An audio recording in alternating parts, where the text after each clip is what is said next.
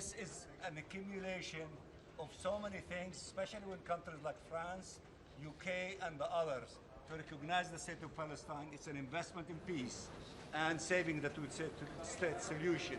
What we need, a ceasefire. What we need, the process to begin to end this illegal occupation and for Palestine to be free and to have the two-state solution a reality. This is what will happen inside today. Good to see all of you.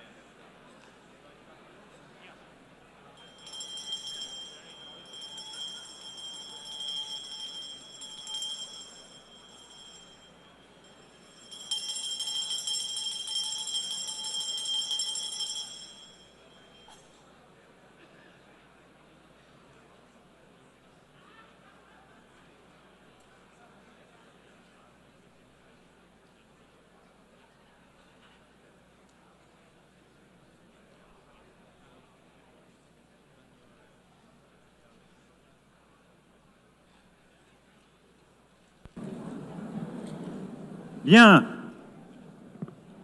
La 5e séance plénière. The 5th plenary meeting of the High-Level International Conference for the Peaceful Settlement of the Question of Palestine and the implementation of the two-state solution is resumed. Ladies and gentlemen, distinguished heads of state and government, ministers, Your Excellency Antonio Guterres, Secretary General of the United Nations Organization, Your Excellency Annalena Baerbock, President of the General Assembly, Excellencies, ladies and gentlemen.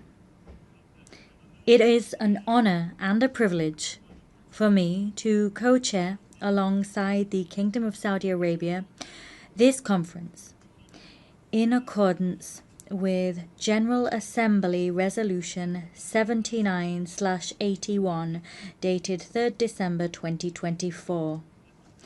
We wish to extend a warm welcome to each and every one of you. Allow me now to deliver some opening remarks.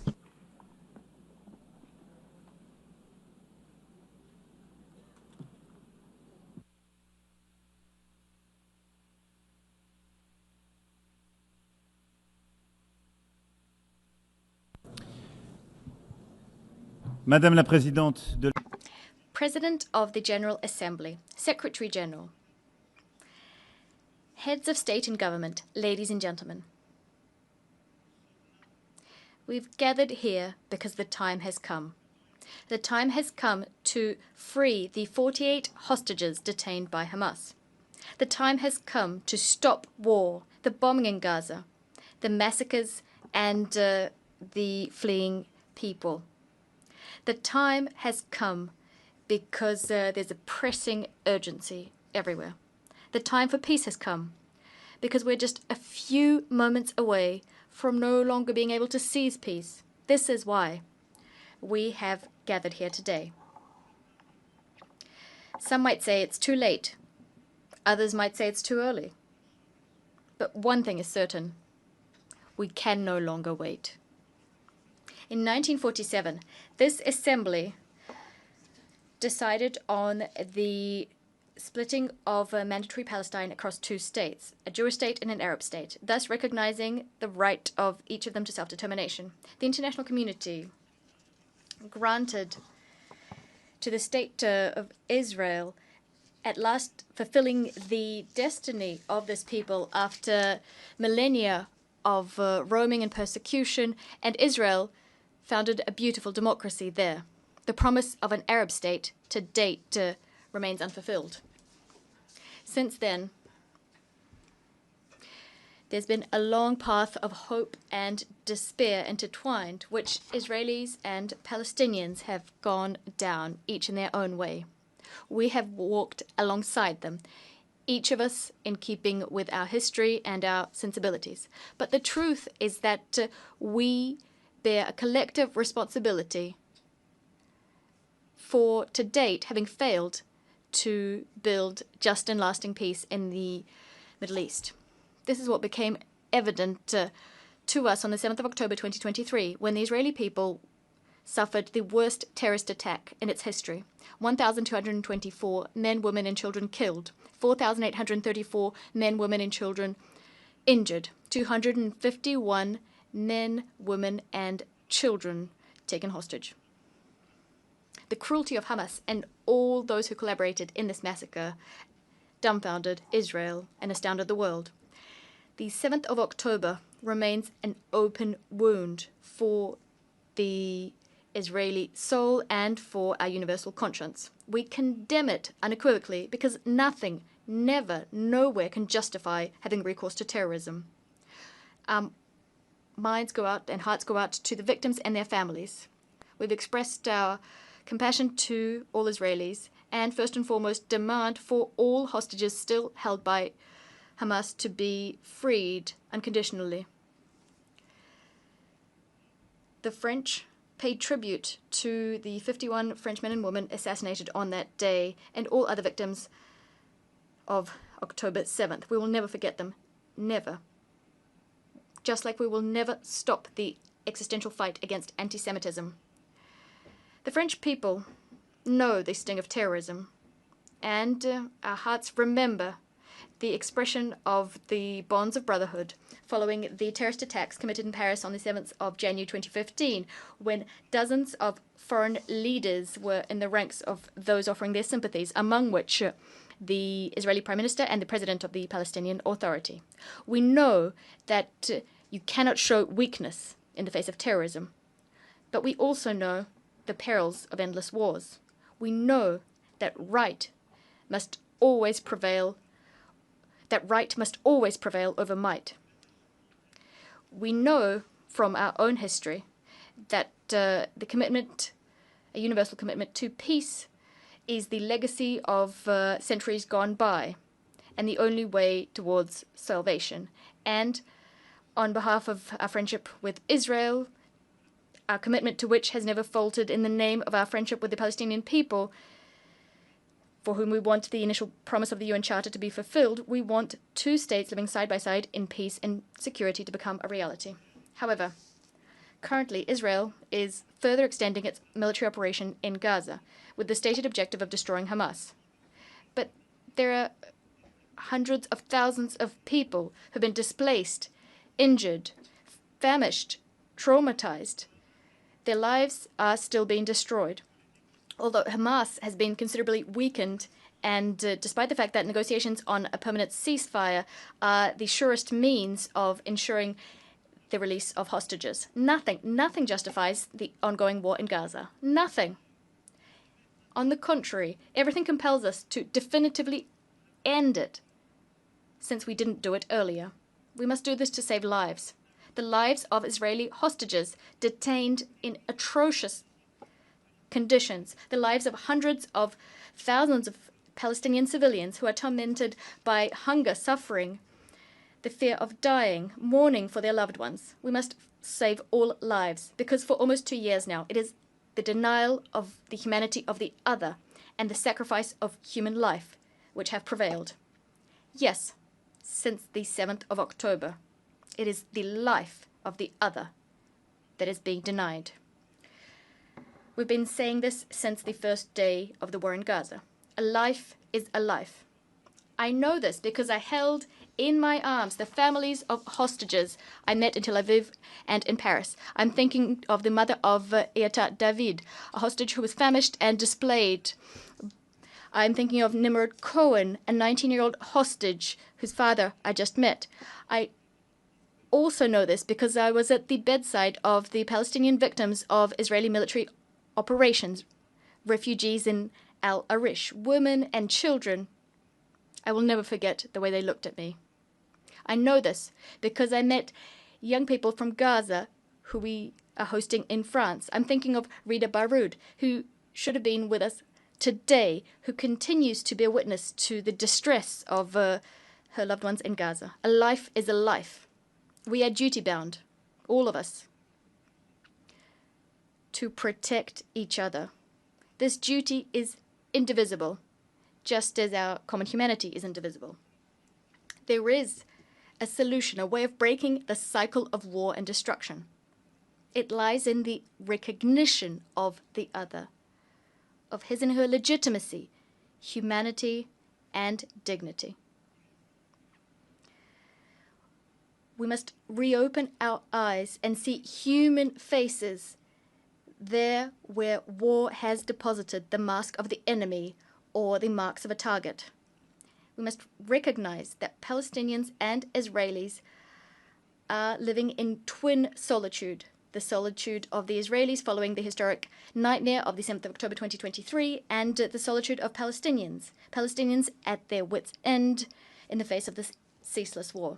The time has come, because the worst could still come to pass. The sacrifice of more civilians, the expulsion of the people of Gaza to Egypt, the annexation of the West Bank, the death of hostages detained by Hamas, or facts on the ground which could irreversibly change the situation there on the ground. This is the very reason that today here in this chamber, we must pave the way for peace, because since July of last year, developments have accelerated. And at this point, we have reason to fear that the Abraham Accords, the Camp David Accords, could be called into question by Israel, and that peace would become impossible for a long time yet in the Middle East. It thus falls to us this historic responsibility. We must do everything within our power to preserve the very possibility of a two-state solution. Israel and Palestine living side by side in peace and security. The time has come. This is why, true to the historic commitment of my country to the Middle East, to peace between the Israelis and the Palestinians, this is why I declare that today France recognizes the state of Palestine.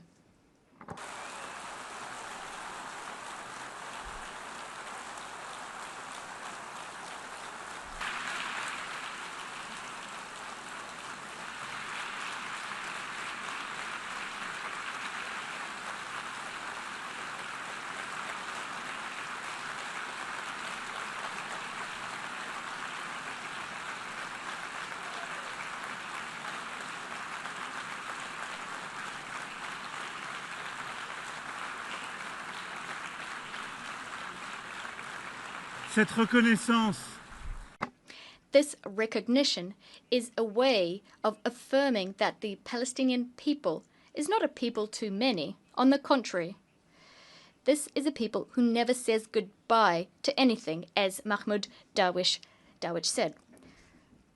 A people with a strong history, roots, and dignity. The recognition of the legitimate rights of the Palestinian people takes nothing away from the rights of the people of Israel, who France supported from day one, and to the respect of which it is staunchly committed. This is why we're so convinced that this recognition is the only solution that will allow for Israel to live in peace. France has never wavered standing by Israel's side, even when its security was at stake, including when there were Iranian airstrikes.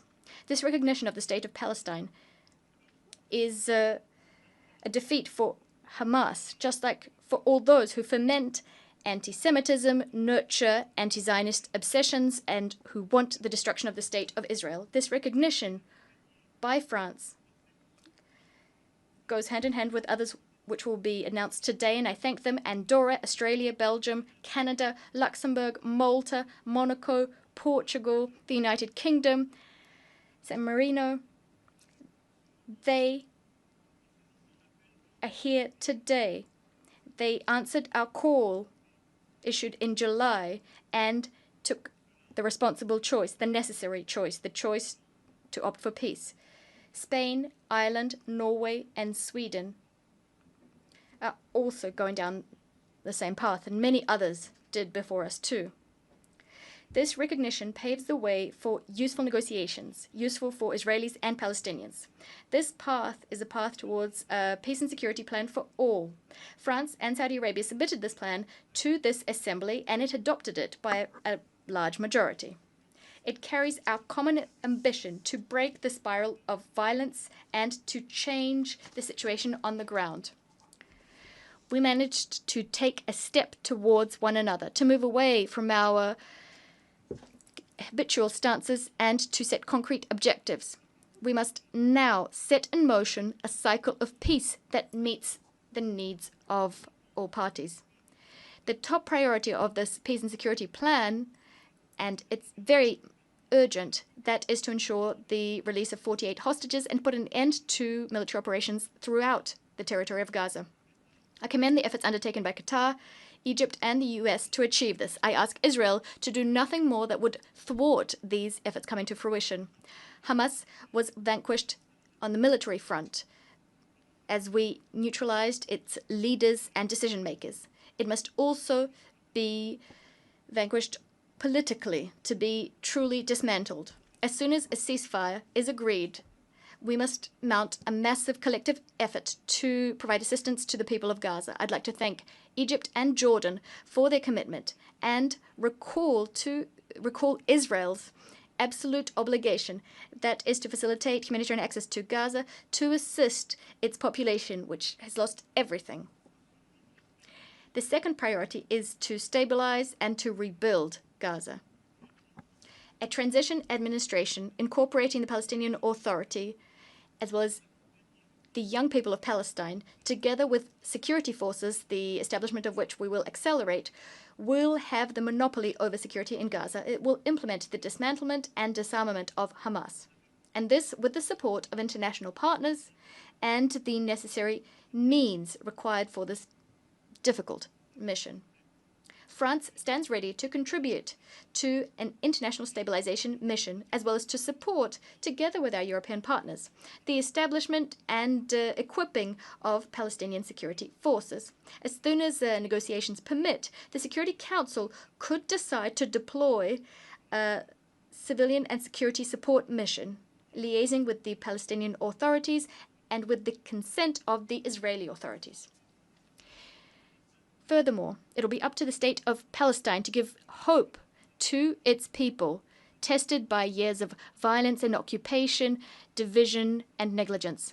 It will be up to the state of Palestine to give its people a framework for democratic expression, a framework that's been renewed and that is secure.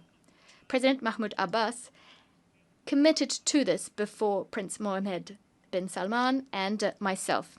He forcefully condemned the terrorist attacks committed on the 7th of October 2023. He reiterated his commitment to disarming Hamas and committed to excluding Hamas from future governance in Gaza, as well as from future governance throughout Palestinian territory. He reaffirmed his commitment to combating hate speech and promised an in-depth overhaul of Palestinian governance. France will pay close attention to the full implementation of all of the commitments made to us. This renewed Palestinian Authority is a necessary prerequisite for the success of the indispensable negotiations we'll need to resume to come to an agreement on each of the final status issues. It's within this framework that I will be able to decide to open an embassy to the state of Palestine as soon as all of the hostages detained in Gaza have been freed and a ceasefire has been established. What France will be demanding of Israel will be just as considerable. Together with our European partners, we will be pegging, that is, our level of cooperation with Israel to the provisions, the measures Israel will be taking to put an end to the war and negotiate peace. It's thanks to this path that we will get a state of Palestine which is sovereign, independent, and demilitarized, bringing together all of its territories, recognizing Israel and being recognized by Israel in a region which will at last see peace reign upon it. What I also expect of our Arab and Muslim partners, who have not yet done so, is for them to uphold their commitment to recognize the state of Israel and to engage with Israel in normal relations as soon as the state of Palestine has been established. In so doing, together we will demonstrate dual recognition for the benefit of peace and security of all in the Middle East. Ladies and gentlemen, this is our peace plan. It establishes a demanding mechanism to end the war and enter into the negotiations phase. It allows for Israeli-Palestinian peace to be the first pillar of a new peace and security architecture in the Near East and the Middle East. It lends credibility to the possibility of further economic integration. Nothing will be possible unless the Palestinian authorities take full ownership of our renewed ambition so that we can at last achieve the two-state solution. I know that they are reluctant. I know that they harbor fears. And with the utmost respect, I hear the Israeli people, their sadness, their fatigue. But I want for the Israeli authorities to also hear this and to in turn take on commitments.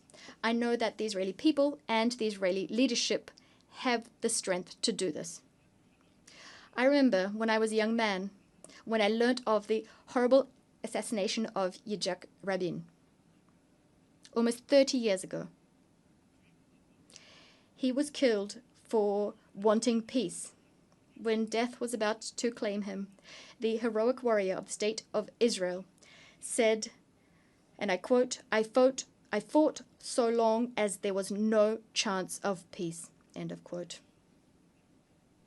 But today, there is such a chance. Today, here, 142 states are proposing this peace. They're extending out their hands, ready to be shaken. So yes, the time has come to put an end to the war in Gaza. Massacres, death, right now. Urgency is what drives us. The time has come for Israel to live in peace and security from the Galilee to the Red Sea, through the Dead Sea and the Lake of Tiberias and Jerusalem. The time has come to no longer talk about the existence of the State of Israel. It's self-evident. The time has come to do justice to the Palestinian people and thus to recognize the State of Palestine, a brotherly country, a neighbor in Gaza, in the West Bank, and in Jerusalem. The time has come to cast out from these lands the vile face of terrorism and to forge peace. Yes, to forge peace. This is what has brought us here today. And we're very hopeful that we will be able to forge it. It is a choice we must make. It is our duty. Peace is much more difficult. It demands much more of us than all wars. The time has come.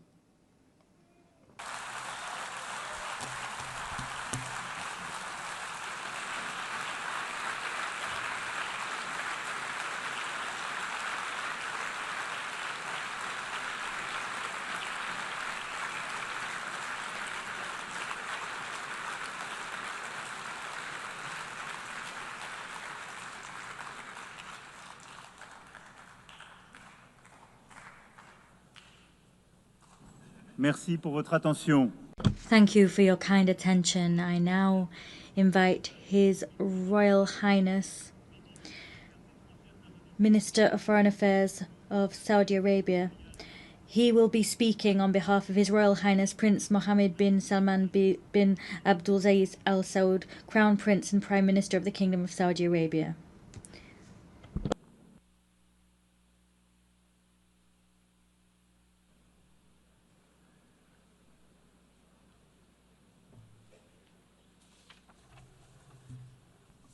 In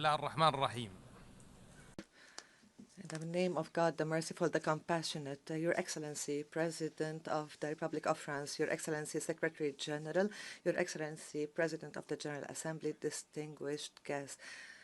God, peace and blessings be upon you. I have the honor to deliver the statement of the Kingdom of Saudi Arabia as a co-chair of this conference on behalf of His Royal Highness Prince Mohammed bin Salman bin Abdulaziz Al Saud, Crown Prince and Prime Minister of the Kingdom.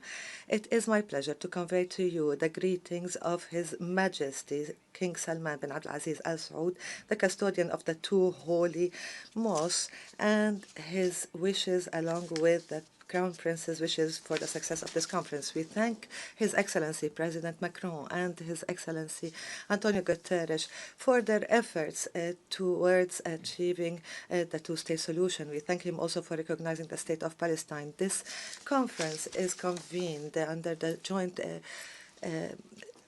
and co-chaired by the Kingdom of Saudi Arabia and France.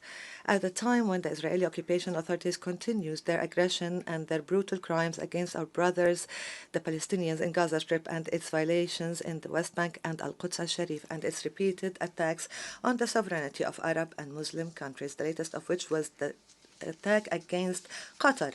This underlines the insistence of Israel to continue with its aggressive practices that threaten regional and international peace and stability and undermine efforts of peace in the region. This reiterates our deeply rooted conviction that the implementation of the two-state solution is the only way to achieve just and permanent peace. The historic position of His Excellency, the French President, to recognize the State of Palestine, and the fact that many countries have taken the similar courageous position, and the broad support for the resolution of the General Assembly to adopt The declaration, the New York Declaration on the peaceful settlement of the question of Palestine and the implementation of the two-state solution that received 142 votes in its favor reflects the will of the international community to render justice to the Palestinian people and consolidate their legal, historic right in line with international frameworks, relevant UN resolutions, and the Arab Peace Initiative. The Kingdom is keen on continuing its partnership with France and all countries calling for peace to follow up on the implementation of the outcomes of this conference, to put an end to the war in Gaza and stop all unilateral measures that threaten Palestinian sovereignty, to work on ending the conflict in the region and establish a Palestinian independent state on the 1967 borders with East Jerusalem as its capital. In conclusion, we thank again those countries that have recognized or have announced their intention to recognize the State of Palestine. We call all other countries to take a similar historic step that will have a great impact on supporting the efforts towards the implementation of the two-state solution, achieve permanent and comprehensive peace in the Middle East, and find a new reality whereby the region can enjoy peace, stability, and prosperity. Thank you.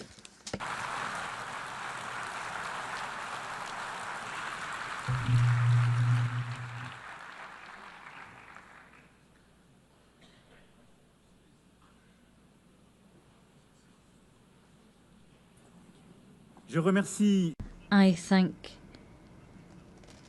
His Royal Highness Prince Mohammed bin Salman Abdulaziz Al Saud. I now invite His Excellency Mr. Antonio Guterres, Secretary General of the United Nations Organization, to issue a statement.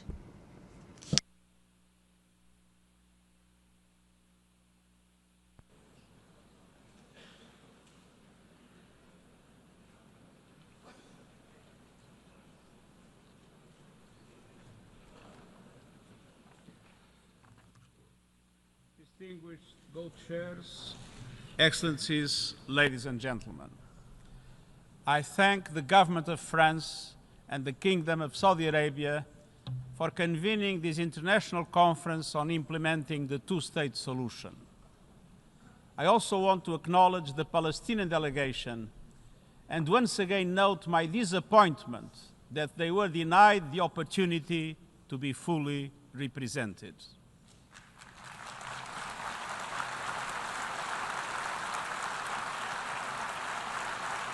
Excellencies, let's have no illusions. The Israeli-Palestinian conflict has gone unresolved for generations. Dialogue has faltered. Resolutions have been flouted. International law has been breached. Decades of diplomacy have come up short. The situation is intolerable and it is deteriorating by the hour. We are here today to help navigate the only way out of this nightmare, a two-state solution, where two independent, sovereign, democratic states, Israel and Palestine, live side by side in peace and security with their secure and recognized borders on the basis of pre-1967 lines, with Jerusalem as the capital of both states, in line with international law, UN resolutions, and other relevant agreements. I welcome the measures many member states are taking to galvanize support for the two-state solution, including the pledges to recognize the State of Palestine. And I welcome the General Assembly's endorsement of the New York Declaration. Excellencies, nothing can justify the horrific 7 October terror attacks by Hamas or the taking of hostages, both of which I have repeatedly condemned. And nothing can justify the collective punishment of the Palestinian people or any form of ethnic cleansing. The systematic decimation of Gaza, the starvation of the population, the killing of tens of thousands of civilians, most of them women and children, and hundreds of our own humanitarians. I call once again for an immediate and permanent ceasefire, the immediate and unconditional release of all hostages, and the immediate, full, safe, unconditional, and unhindered humanitarian access. Excellencies, nothing can also excuse developments in the West Bank that pose an existential threat to a two-state solution. The relentless expansion of settlements, the creeping threat of annexation, the intensification of settler violence, all of it must stop. The situation is morally, legally, and politically intolerable. We must recommit ourselves to the two-state solution before it is too late. A solution in which two independent, contiguous, democratic, viable, and sovereign states are mutually recognized and fully integrated into the international community. Excellencies, those who stand in the way are obligated to answer a fundamental question. What is the alternative? A one-state scenario where Palestinians are denied basic rights, expelled from their homes and their land, forced to live under perpetual occupation, discrimination, and subjugation? How is this possible in the 21st century? How is it acceptable? This is neither peace nor justice. It will only increase the growing isolation of Israel on the global stage, and let's be clear, statehood for the Palestinians is a right, not a reward.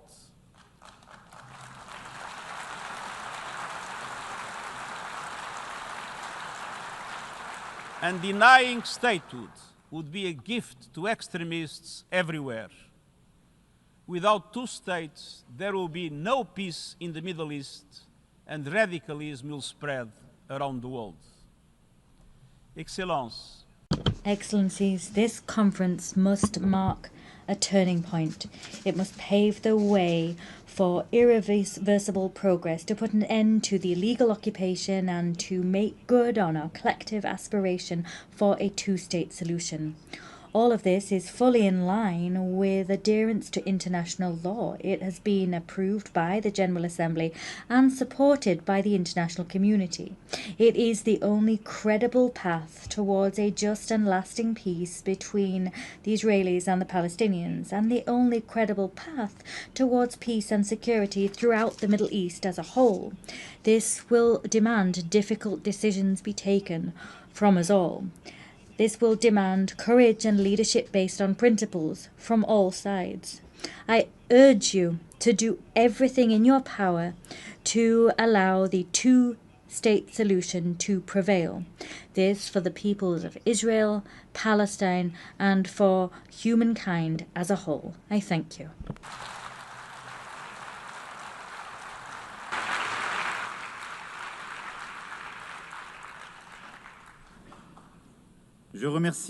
I thank the Secretary General of the United Nations Organization. I now invite Her Excellency Annalena Baerbock, President of the General Assembly, to make a statement.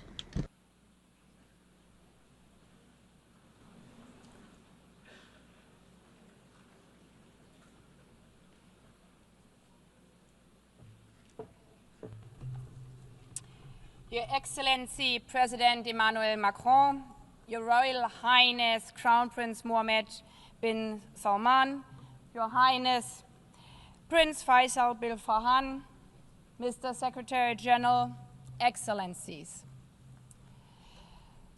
Taking over the presidency of the General Assembly, I received many letters.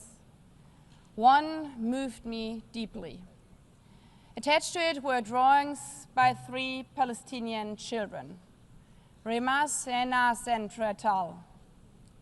The images were heartbreaking. One showed a school before and after, beneath a bright sun and a blue, clear sky.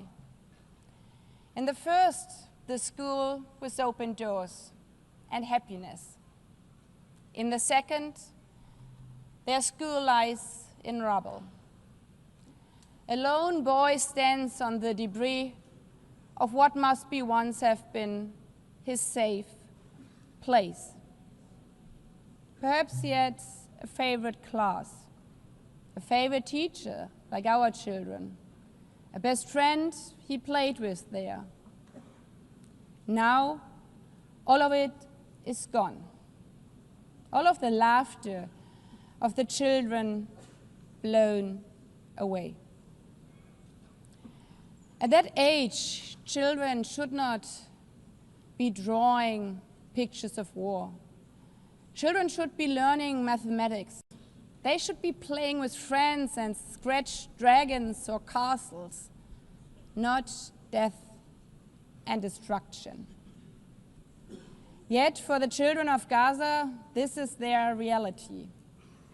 Their horror lasted and lasts for over 700 days. Tens of thousands have lost their lives. Tens of thousands of dreams which never will come true. So many killed without the world even learning their names. Until we heard one voice so loud we could not overhear it.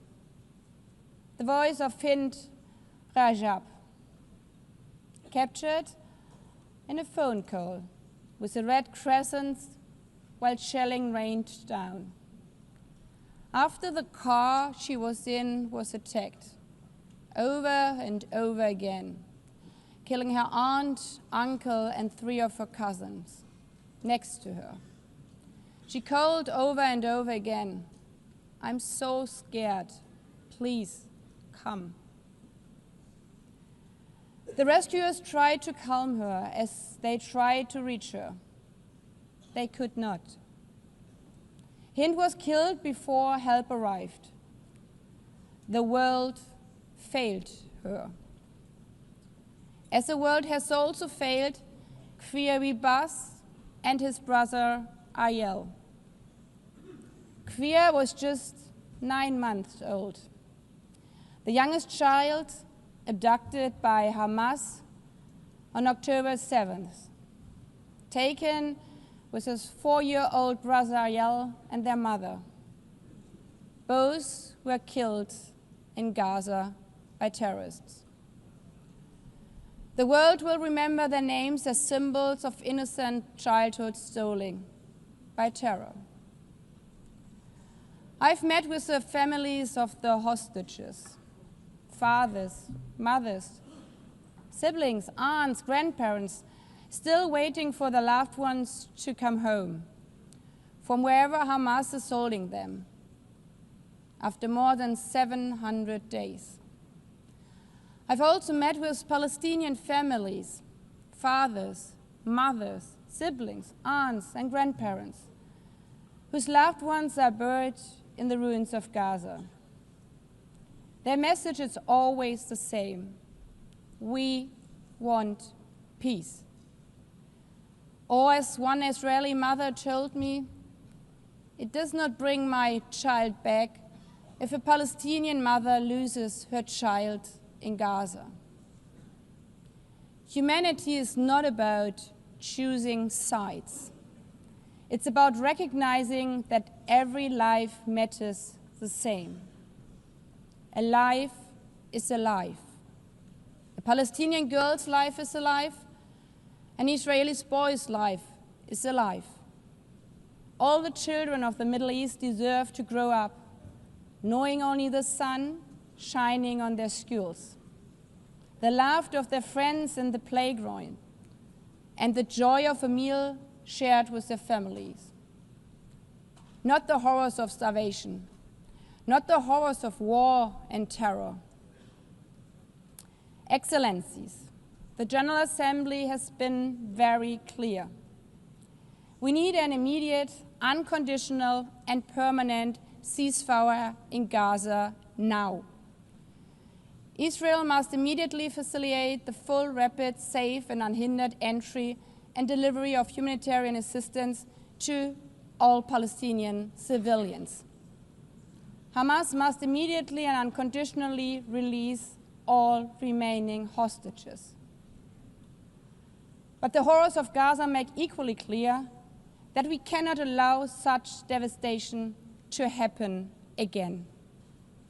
While the situation in Gaza is unacceptable, settlement expansions and demolitions in the occupied West Bank, including East Jerusalem, are eroding any prospects for a political solution.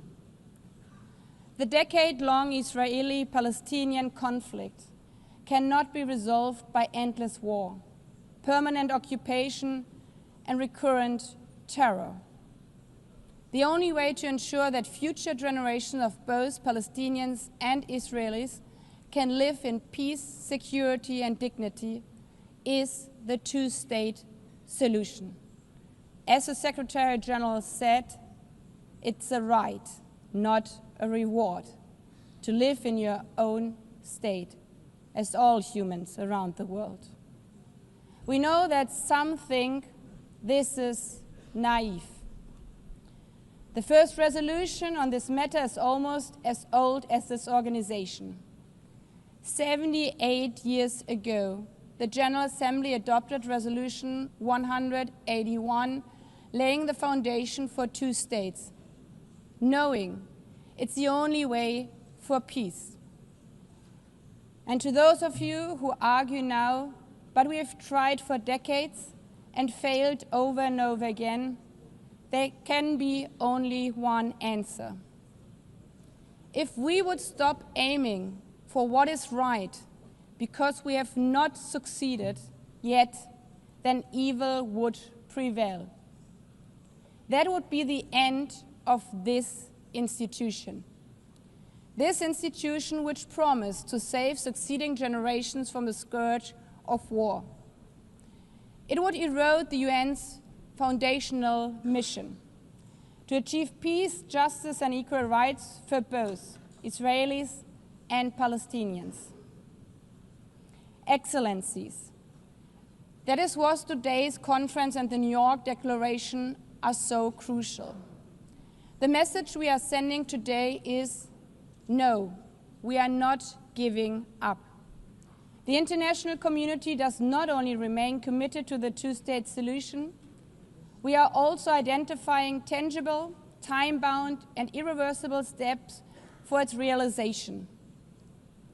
And we are willing to take decisive measures and provide international guarantees. Of course, this conference and the New York Declaration will face criticism. Some will say a piece of paper cannot change realities on the grounds for Palestinians. Others will dismiss the vision of two states outright. But the fact remains, the New York Declaration was endorsed by 142 member states. And this majority clearly says the war in Gaza must end now. It condemns the attacks committed by Hamas against civilians on 7th of October. It condemns the attacks by Israel against civilians and civilian infrastructure in Gaza. It calls on Hamas to end its rule in Gaza and hand over its weapons. A sovereign and viable state of Palestine needs to be established, living side by side with the state of Israel in peace and security, with mutually recognized borders and full regional integration. Excellencies, the call for peace and the two-state solution is not an abstract. Not for the children watching missiles destroy their school. Not for the families waiting for news that their sons and daughters might be released from captivity. Not for the UN staff in Gaza who have witnessed their colleagues shot. Not for those who have been injured or maimed and will have to live with the trauma of this conflict for the rest of their life. It's an aspiration, but it's also an obligation. We owe it to the memory of Fint, Kriya, and Ariel, and the many, many others. And we owe it to the children like Remas, Enas, and Rital, and all the children of Palestine and all the children of Israel, hoping for a better tomorrow, so that they may not inherit rubble, grief, and despair, but safety, dignity, and hope, to live one day in peace, side by side.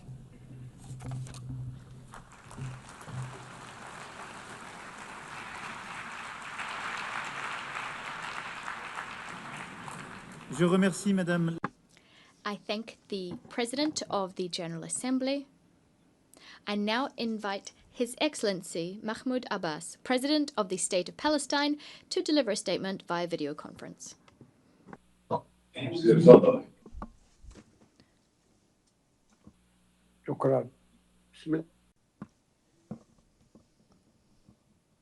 Thank you.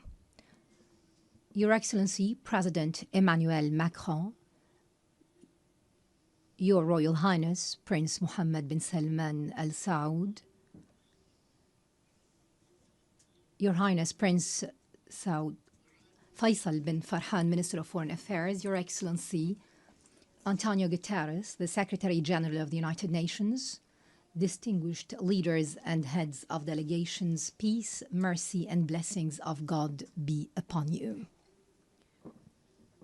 On behalf of the State of Palestine, I would like to express my deepest appreciation for the co-presidency, the United Nations, and all participating states for the historic New York Declaration that was issued during July's conference and adopted by the General Assembly by an overwhelming majority.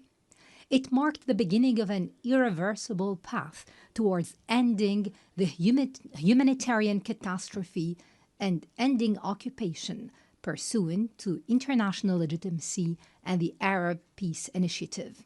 It was the embodiment of an independent state of Palestine with East Jerusalem as its capital, living side by side with Israel in peace, security, and good neighborliness. The declaration stressed that the war against our people must come to an immediate and durable end. It noted that the crimes emanating from the siege, the starvation, and destruction cannot be a means of achieving security. Therefore, we call for a permanent ceasefire. We need to ensure humanitarian access through the United Nations and UNRWA. We need to guarantee the release of hostages, all hostages and prisoners, with the withdrawal of the occupation forces from Gaza. We need a start without delay of Gaza and the West Bank reconstruction through the Cairo International Conference. Your Excellencies, ladies and gentlemen, we would like to commend the Egyptian-Qatari-US mediation that tries to put an end to this war. We also commend the positions of Egypt and Jordan, who reject the displacement of Palestinians, a matter rejected by the international community as well. The State of Palestine is the only entity eligible to assume full responsibility for governance and security in Gaza. This comes through an interim administrative committee affiliated to the Palestinian government in the West Bank with Arab and international support and participation. Hamas will have no role in governing. Hamas and other factions must surrender their weapons to the Palestinian Authority.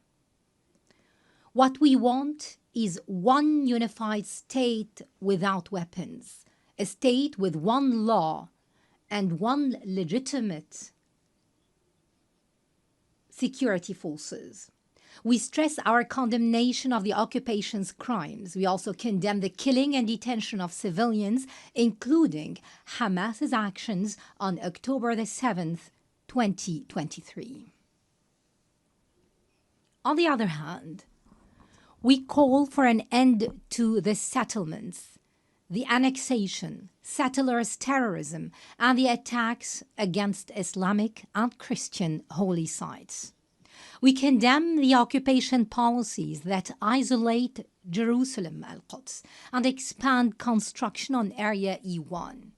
We condemn the narrative, the Israeli narrative on Greater Israel, which flouts international law.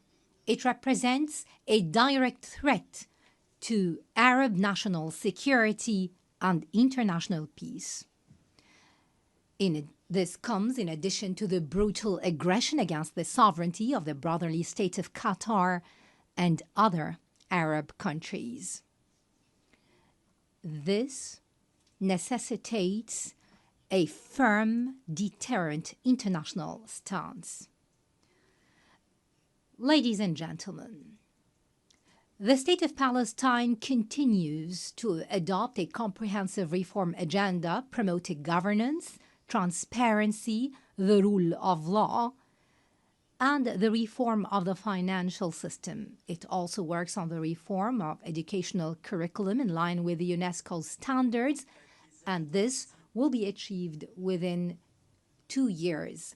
We're establishing a unified social welfare system after the abolition of all previous payments to the families of prisoners and martyrs.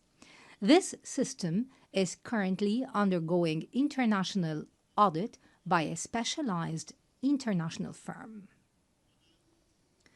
We underline our commitment to organize presidential and parliamentary elections after the end of the war, and within 1 year. We will draft an interim constitution within 3 months to ensure the transfer of power from the authority to the state.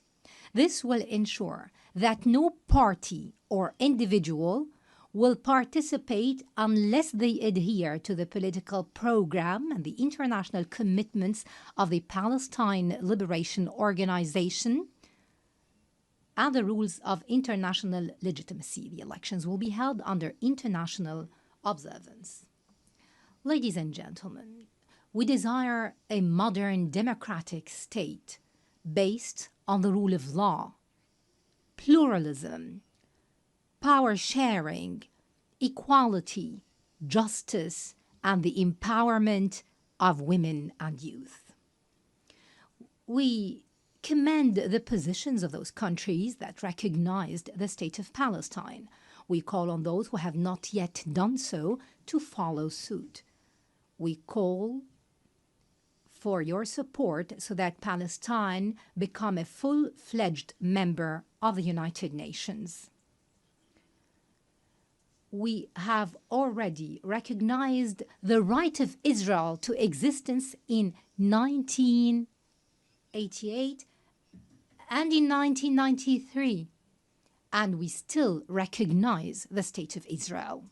In this vein, I would like to thank France, Britain, Canada, Australia, and Belgium, in addition to Portugal, Luxembourg, San Marino, and Andorra, and other countries that have been mentioned by His Excellency, the President of France.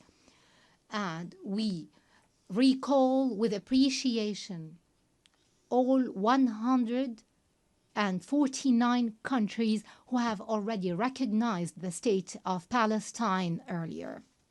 They have participated in our long struggle, the last of which was Spain, Ireland, Norway, Slovenia, and Armenia. We would also like to commend the important role of the presidency of this conference, the Kingdom of Saudi Arabia and France, as well as Britain, in galvanizing more international recognition. We'd also like to thank all participating countries in this conference for their important role, issuing the New York Declaration and taking irreversible steps to bring about durable peace based on the two-state solution and based on international legitimacy. We would also like to commend the role of the brotherly and friendly countries that support our Palestinian cause in the international fora. We would like to commend in particular the role of Algeria, which is assuming the Arab seat in the Security Council. We commend the positions of the peoples and organizations that support the legitimate rights of the Palestinian people to freedom, independence, and statehood. We reject any confusion, I repeat, any confusion between the solidarity with the Palestinian cause and the issue of anti-Semitism. We reject the latter, proceeding from our values and principles. We would also like to express our readiness to work with the US President Donald Trump, with Saudi Arabia, France, and the United Nations and all partners to implement the peace plan adopted during this conference within a specific timetable with international guarantees and monitoring. This would open the gates towards a just peace and comprehensive regional cooperation. In this regard, I call upon Israel to immediately sit on the negotiating table, to put an end to this bloodshed and bring about just and comprehensive peace. And I address the Israeli people saying, our future and yours banks on peace. Enough violence and war. Our generations deserve to enjoy freedom and security. Let the people in our region live in durable peace and good neighborliness. And I would like to seize this opportunity to address all the Jews in the world, wishing them a good new year. And to our patient Palestinian people in their homeland and everywhere, I would like to tell you that the dawn of freedom and liberty is coming, no doubt. That day, ladies and gentlemen, is the day of the State of Palestine and the start of the peace process in the Middle East.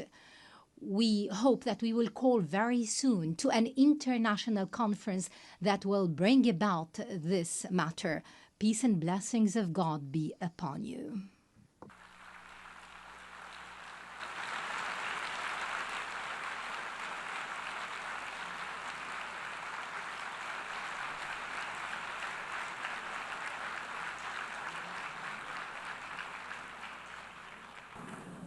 Je remercie le président. I thank the President of the State of Palestine.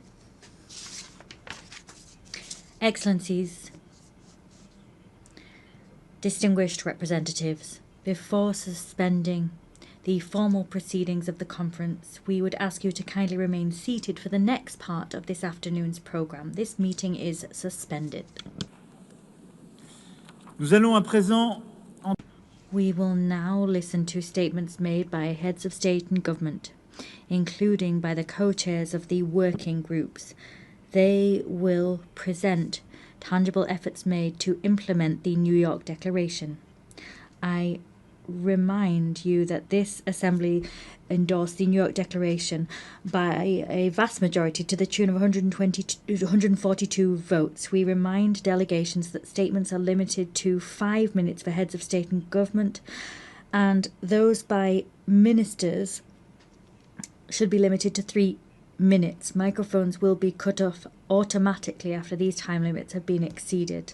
I now give the floor to the King of Jordan, Your Majesty.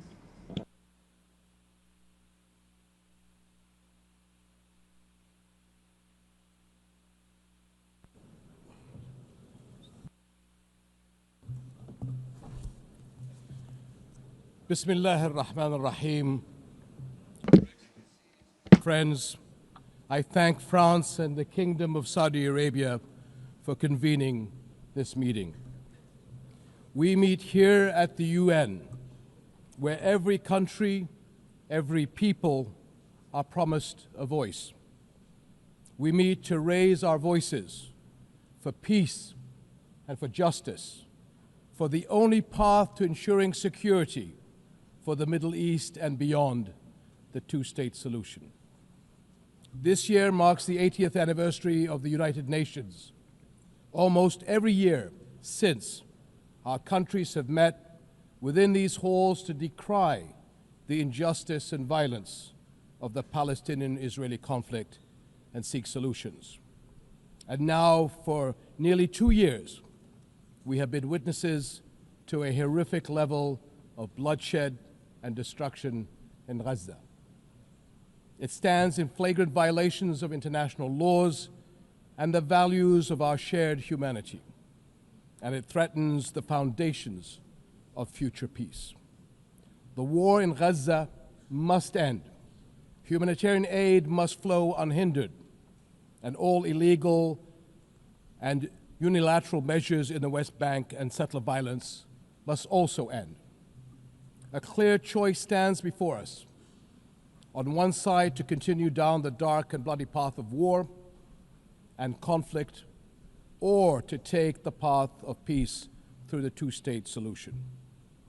And today, the world is taking a significant step on the path to achieving just and lasting peace. This global rally behind the two-state solution sends a clear message. The conflict must end. The two-state solution is the only path to the just and lasting peace that fulfills the rights of all our peoples. We thank all countries that have recognized the state of Palestine, and now we must work to stop all measures that undermine the two-state solution. We must make sure that today is a step in a continued effort to realize it. As we work on ending the war in Gaza, we must also do all we can to restore hope. The commitment so many countries are making to a future of peace today begins that long, difficult, but essential process. Thank you.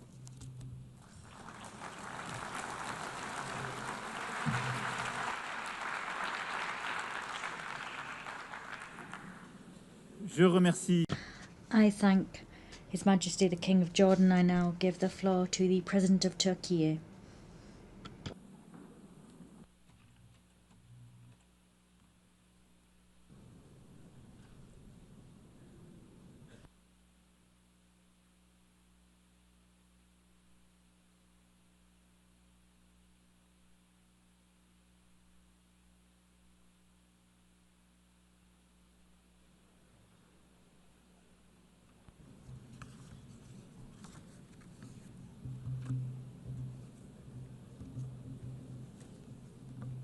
Sayın Devlet Excellencies, heads of state and government, His Excellency the Secretary General, esteemed delegation members, let me greet you all with most heartfelt feelings and with kind regards. First of all, I would like to express my gratitude to France and to Saudi Arabia, who are co-chairing this conference. I congratulate all the countries that have decided to recognize the state of Palestine for honoring the voice of justice and of conscience. I hope that this step, along with the initiatives to be undertaken in the coming period, will accelerate the implementation of a two-state solution. In our region, an unprecedented catastrophe has been unfolding for nearly 2 years now under the Israeli government's heavy and inhumane attacks. The massacre and brutality in Gaza continues with all its intensity. Since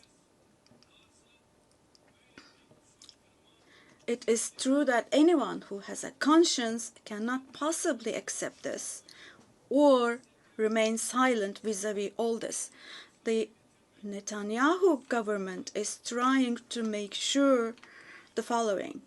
Their goal is to make the establishment of a Palestinian state impossible and to force the Palestinian people to emigrate as much as possible. In the midst of these negative developments, of a group of countries, among them members of the UN Security Council, they have taken the decision to recognize the state of Palestine, and this is an extremely significant and historic step. Now, we wholeheartedly wish we could see Palestinian President Mr. Abbas to be able to speak in this conference here today. Nevertheless, I find it extremely valuable that all the participants speaking today are also serving as the voice of the Palestinian people. It is also a fact that today the Palestinian cause has become a global issue.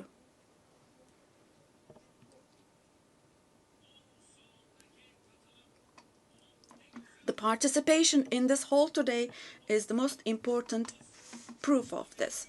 In Europe, in Asia, the Americas, and Africa, we are witnessing people chanting "Free Palestine" on the streets, on social media, or in the press more than ever before now. This contradiction should not escape anyone's attention, including my friends here. The Netanyahu government governs today a society who, in the past, was targeted for eradication with the persecutions of the Holocaust. And today, his government is committing genocide against its own neighbors with whom they have shared the same land, the same water, air, and sea for thousands of years. Standing up against this oppression is not only a legal duty of the international community, but also a moral responsibility. The international community must stop expansionism in the West Bank, also the fait accompli in East Jerusalem, and the attempts to spread instability in the region. Otherwise, we cannot possibly talk about the presence of an international order or talk about defending universal values. The goal of deepening occupation and annexation policies is clear. The goal is to kill the vision of a two-state solution, to leave no ground for the state of Palestine to survive, to exile the Palestinian people, and to implement their expansionist ambitions by fueling instability in the region. Now, this cannot be allowed. At this conference today, I hope that the countries that have shown the courage to recognize the state of Palestine will follow through on this historic stance with determined, concrete, and deterrent steps. It is now necessary to declare a ceasefire, ensure unhindered access to humanitarian aid to Gaza, and for Israel to withdraw its forces from Gaza.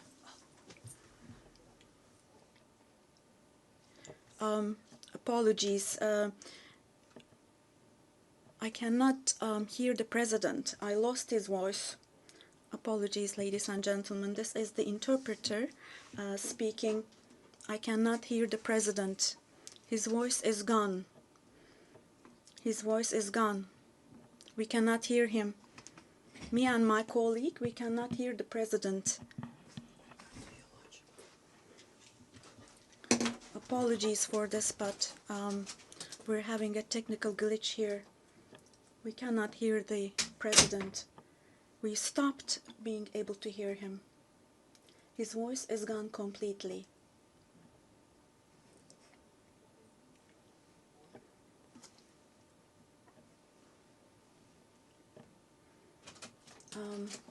Sorry, but we cannot hear the president. His voice is gone completely. We stopped being able to hear him. And right next to our booth, we have colleagues from, we believe, the Brazilian delegation, the Portuguese booth, and I can see them from the window. They cannot hear the floor either. We cannot hear the floor. We cannot hear the floor. Oh, it's back. Au président du Brésil. I give the floor now to the President of Brazil.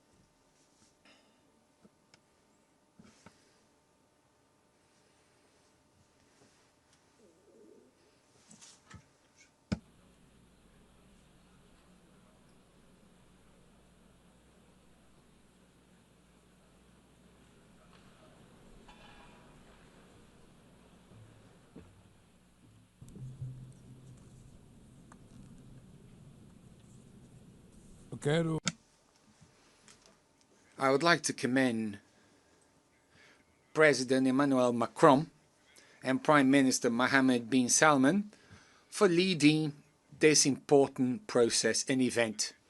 The question of Palestine arose when the General Assembly adopted the so-called Partition Plan 78 years ago. The session in which it was approved was chaired by Brazilian Osvaldo Aranha. On that occasion, the two-state perspective was born, but only one materialized. The conflict between Israel and Palestine is the paramount symbol of the obstacles faced by multilateralism. It shows how the tyranny of the veto sabotages the very reason for the UN's existence, of avoiding atrocities like the ones that motivated its founding from happening again. It also goes against its universal vocation, blocking the admission as a full member of a state whose creation derives from the authority of the General Assembly itself. A state is based on three pillars: territory, population, and government. All have been systematically undermined in the Palestinian case. How can we talk about territory in the face of an illegal occupation that grows with each new settlement? How do you keep a population in the face of the ethnic cleansing we are witnessing in real time? And how do you build a government without empowering the Palestinian Authority? As the Commission of Inquiry on the Occupied Palestinian Territories pointed out, there is no more appropriate word to describe what is happening in Gaza than genocide. Therefore, Brazil decided to become a party to the case submitted by South Africa to the International Court of Justice. The terrorist acts committed by Hamas are unacceptable. Brazil was emphatic in condemning them. But the right to defense does not authorize the indiscriminate killing of civilians. Nothing justifies taking the lives or mutilating more than 50,000 children. Nothing justifies destroying 90% of Palestinian homes. Nothing justifies using hunger as a weapon of war, nor targeting starving people seeking help. 500,000 Palestinians do not have enough food, more than the population of Miami or Tel Aviv. Hunger does not afflict the body only, it shatters the soul. What is happening in Gaza is not only the extermination of the Palestinian people, but an attempt to annihilate their dream of a nation. Both Israel and Palestine have the right to exist. Working to achieve a Palestinian state means correcting an asymmetry that compromises dialogue and obstructs peace. We salute the countries that recognize Palestine, as Brazil did in 2010. We are already the vast majority of the 193 members of the UN. Brazil commits to strengthening controls on imports from illegal settlements in the West Bank and maintaining a suspension of exports of defense materials, including dual-use materials that could be used in crimes against humanity and genocide. Given the Security Council's failure to act, the General Assembly must exercise its responsibility. We support the creation of a body inspired by the Special Committee Against Apartheid, which played a central role in ending the South African racial segregation regime, securing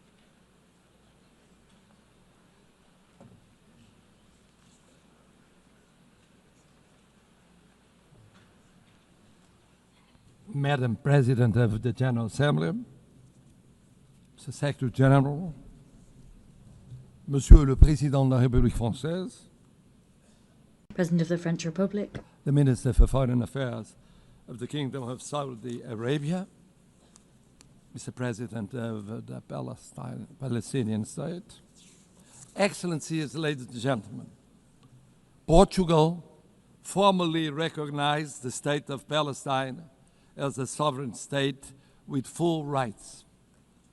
This decision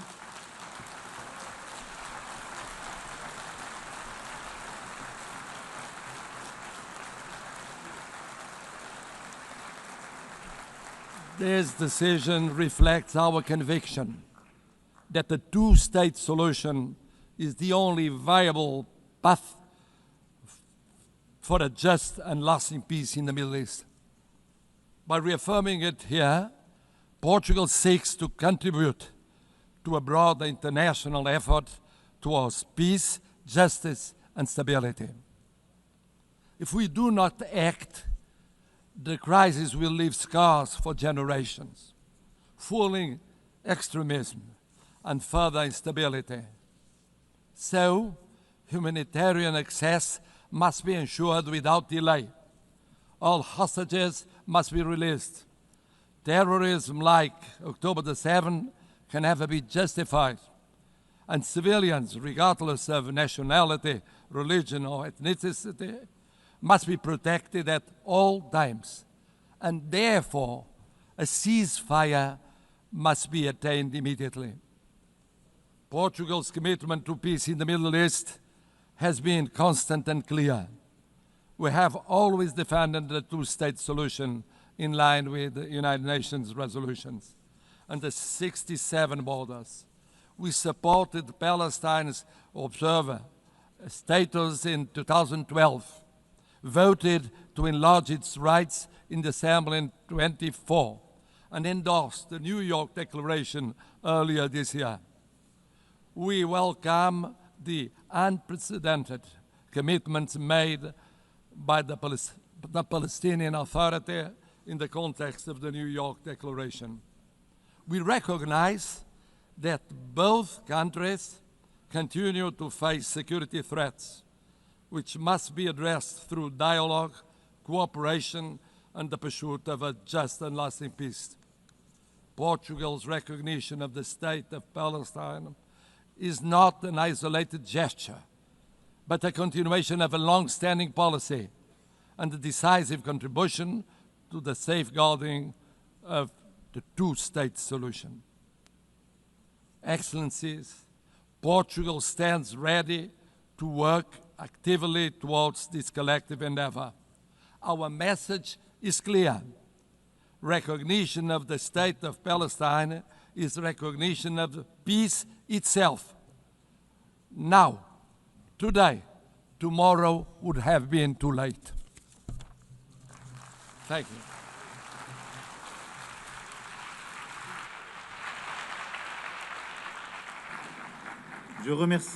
I thank the President of Portugal. I now give the floor to the President of Indonesia.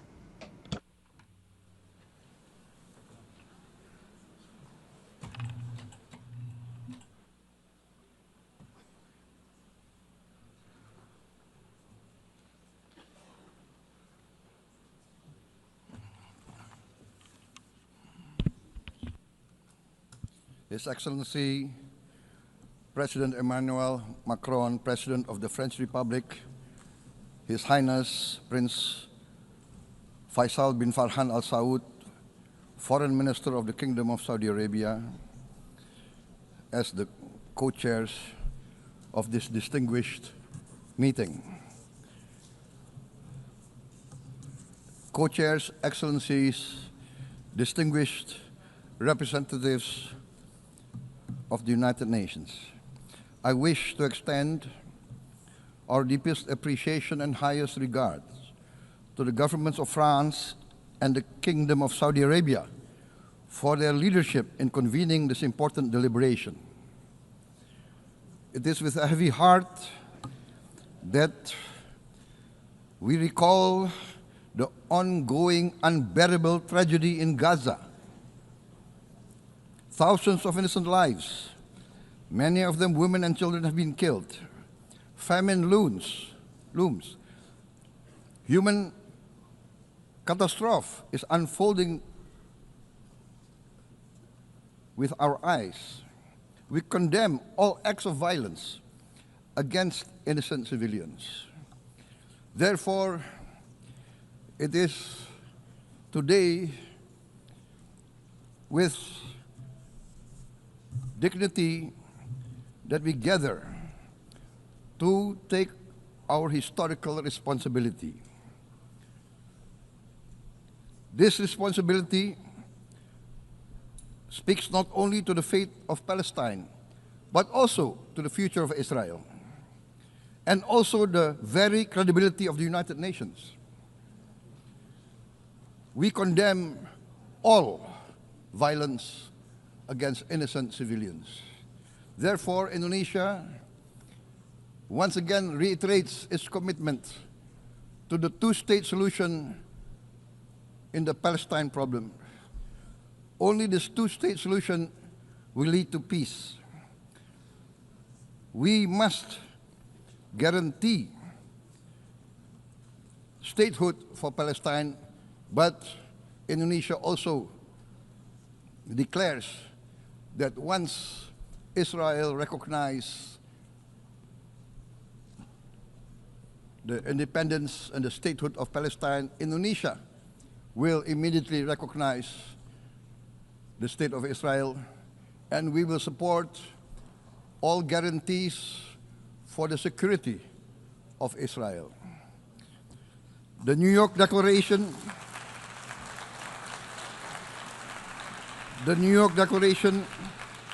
has provided a peaceful and just pathway towards peace. Statehood must mean peace. Recognition must mean a real chance towards lasting peace. It must be a real peace for all sides, for all parties. Distinguished Excellencies, we commend the leading states of the world that have taken this principled step. France, Canada, Australia, the United Kingdom, Portugal, and many other leading countries of the world have taken a step on the right side of history. The recognition of the state of Palestine is the right step on the right side of history. To those who have yet to act, we say, history does not stand still. We must recognize Palestine now. We must stop the humanitarian catastrophe in Gaza. Ending the war must be our utmost priority. We must overcome hatred, fear. We must overcome suspicion. We must achieve the peace that is necessary for the human family. We are ready to take our part in this journey towards peace. We are willing to provide peacekeeping forces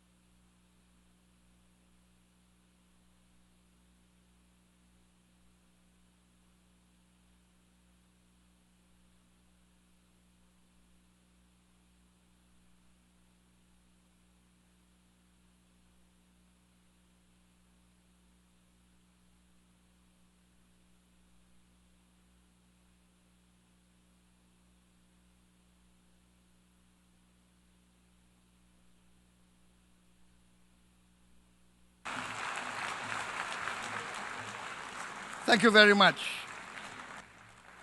Peace. Peace now. Peace immediately. We need peace. Thank you very much.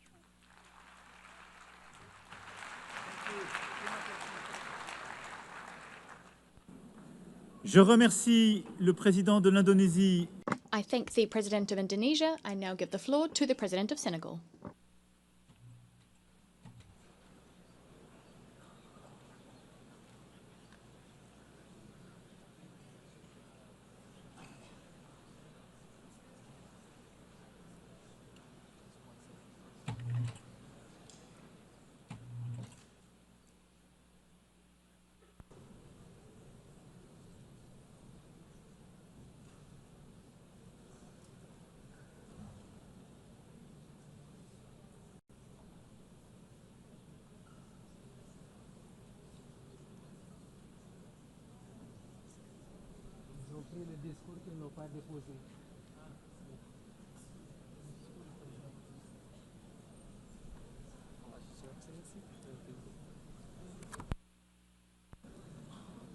Messieurs les co-présidents, Co-chairs, dear colleagues, Secretary General of the United Nations, ladies and gentlemen, I commend the leadership of France and Saudi Arabia, and I commend the commitment of all here present to the Palestinian cause.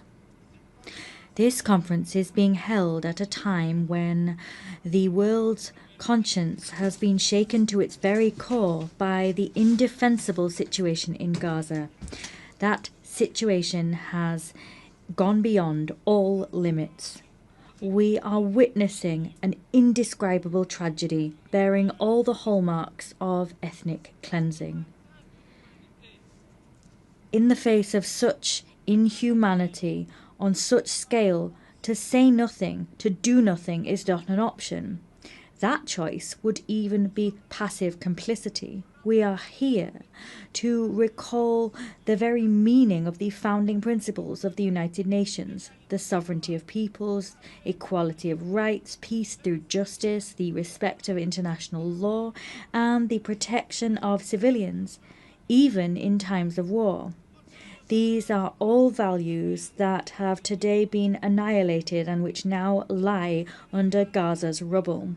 Senegal reaffirms its unwavering commitment to a two-state solution, with Palestine and Israel living side by side, each within safe and internationally recognized borders.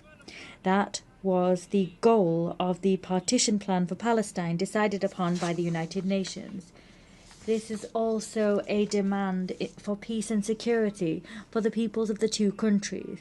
This is a call for justice and humankind.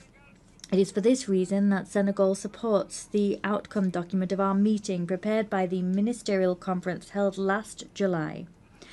My country at that conference co-chaired the round table on compliance with international law. To make a difference, we must together send out a clear message. The occupation must cease. The suffering of civilians must cease. We must work towards an immediate ceasefire. Israel must stop its bombing and authorize the delivery of humanitarian aid by the United Nations.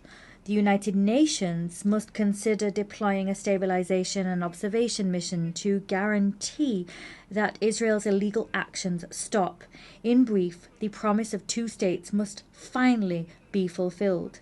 In this connection, I commend the recent adoption by the UN General Assembly of a resolution for a peaceful two-state solution that was adopted by an overwhelming majority. The Senegal also commends the historic decision taken by countries that have today decided to recognize the state of Palestine.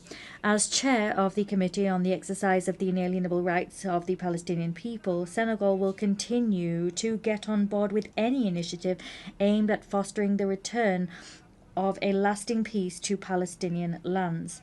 I appeal here to the world's conscience. Here, we're not looking to pit one side against another or to choose between them. But what we're looking to do here is to defend life, to ensure the voice of reason and law can ring out, and to preserve what makes our common humanity, that is, our capacity for empathy, justice and solidarity. It is time to take tangible measures to create a viable Palestinian state. I thank you.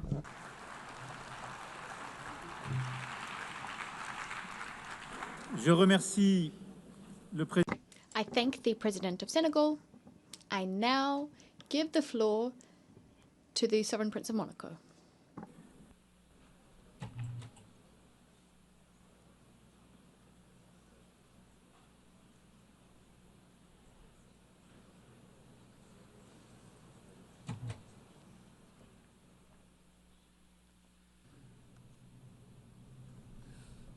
Cher co-président, Dear co-chairs, President of the General Assembly, Secretary General of the United Nations, Excellencies, ladies and gentlemen, I wish to thank France and the Kingdom of Saudi Arabia for having convened this conference and invited us to it.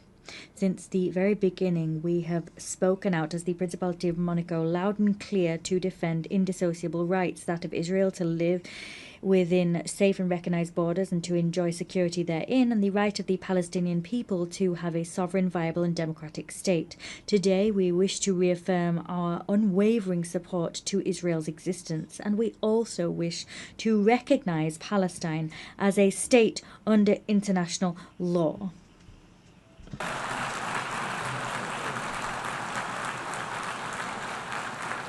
That is what I'm doing here before you now.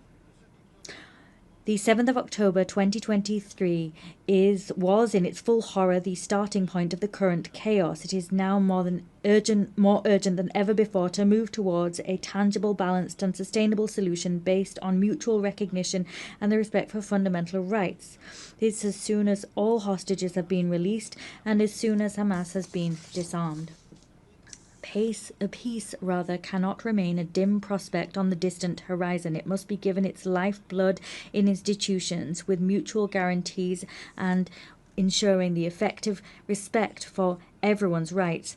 The Principality of Monaco is aware of its place in the House of Nations. We continue to affirm that only a solution based on the existence of two national entities living side by side in dignity and mutual respect will pave the way towards lasting stability. Peace cannot be issued by decree. It is built through common will. Thank you.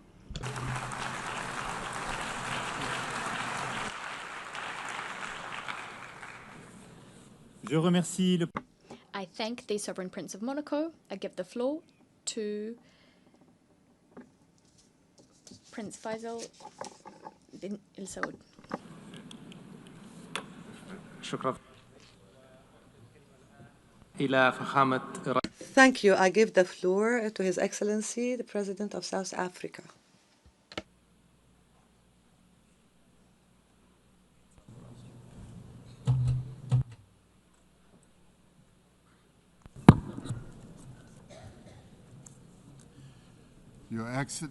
Your Excellencies, would like to thank France and the Kingdom of Saudi Arabia for convening this very crucial conference. This is a moment of great significance, not only for the people of Palestine, not only for the people of Israel, but for all people who cherish the ideals of freedom and self-determination. Shortly after the United Nations was created, the General Assembly adopted Resolution 181, which recommended the creation of two states, Israel and Palestine. Immediately after the adoption of this resolution, only one state was created, the State of Israel, casting and ushering the Palestinians into a decades-long wilderness of statelessness, characterized by decades of occupation and now genocide. I'd like to congratulate the President of France, President Macron, for today announcing a very bold decision to support the long overdue creation and the recognition of the sovereign state of Palestine. President Macron, I stand here to congratulate you and to congratulate others who have taken this step. South Africa reiterates its firm commitment to the creation of a contiguous Palestinian state existing peacefully side by side with the State of Israel along the 1967 borders with East Jerusalem as its capital. South Africa condemned the 7th October attacks by Hamas that resulted in the deaths of more than 1,200 people. In response to this attack, Israel has unleashed disproportionate punishment against the people of Palestine. And we say here today that the only solution to this conflict is a two-state solution. The viability of a two-state solution depends on full and universal respect for international law. All states, including the State of Israel, must comply with the collective obligations under international law. As the UN marks the 80th anniversary, we call on all member states to recognize Palestine and to act in solidarity with its people. To restore the prospects of a two-state solution, we call, firstly, for global recognition of Palestine and its sovereignty and territorial integrity. Secondly, the immediate ceasefire and an end to the genocide and the release of hostages by Hamas and prisoners by Israel. Thirdly, the full respect for international law, including the respect for UN resolutions and opinions and the decisions of the International Court of Justice.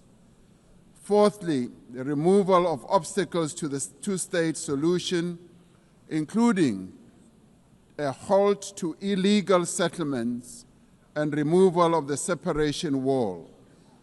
Lastly, the restoration of the humanitarian aid and reconstruction of Gaza. This is a conflict that has gone on for almost as long as the United Nations has existed. And we say that as the international community, this conflict must end now, and we as the international community must act now also in unison. We must now work together to achieve a just and peaceful and lasting solution. I would like to welcome the demonstrable groundswell of support for the establishment of the much-awaited state of Palestine by 142 nations.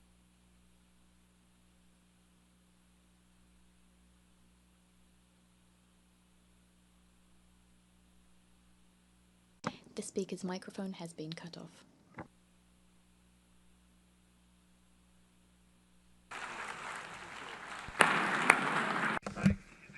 The President of South Africa. والآن أعطي الكلمة. I now give the floor to His Excellency President of Angola.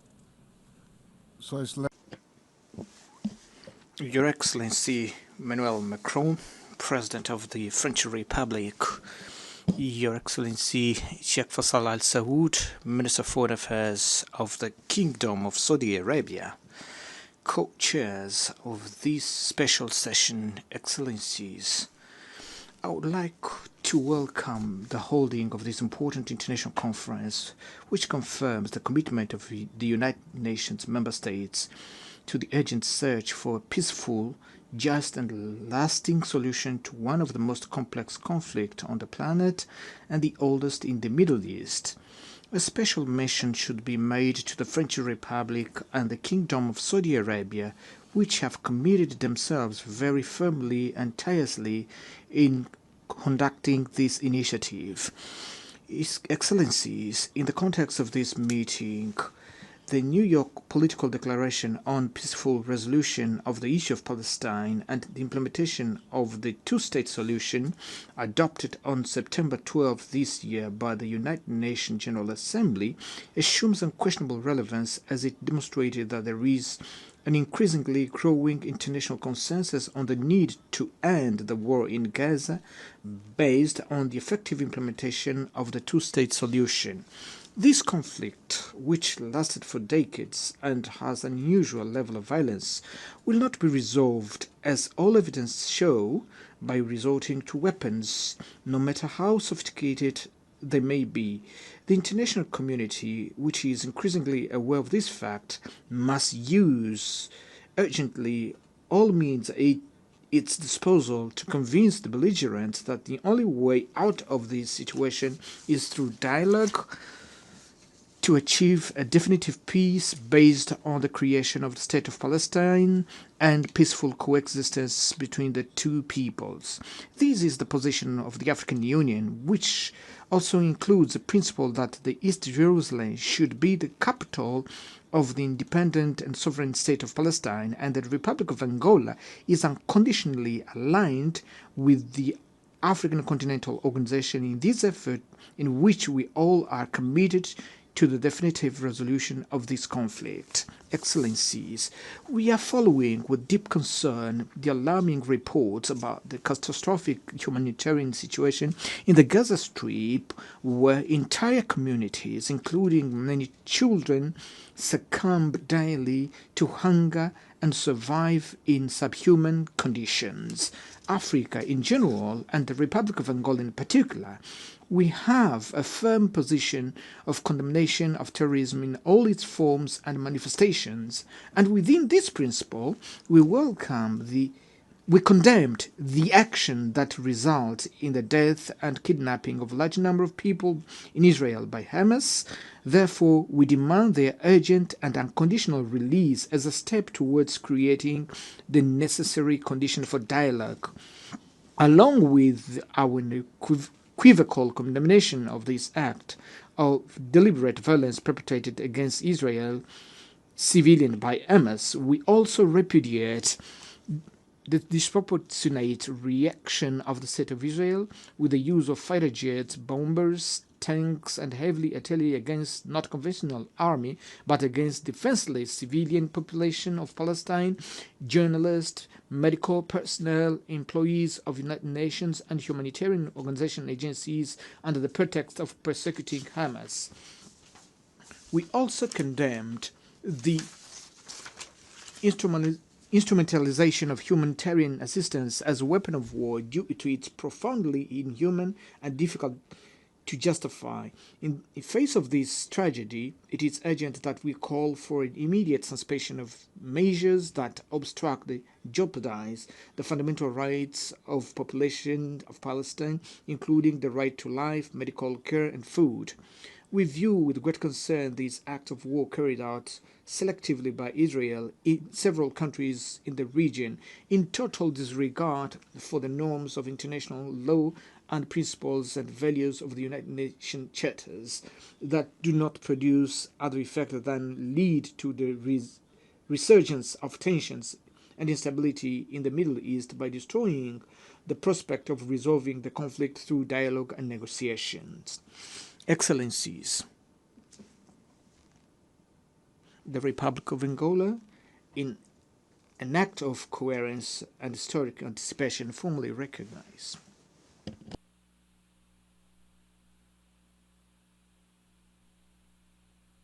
The speaker's microphone has been cut off.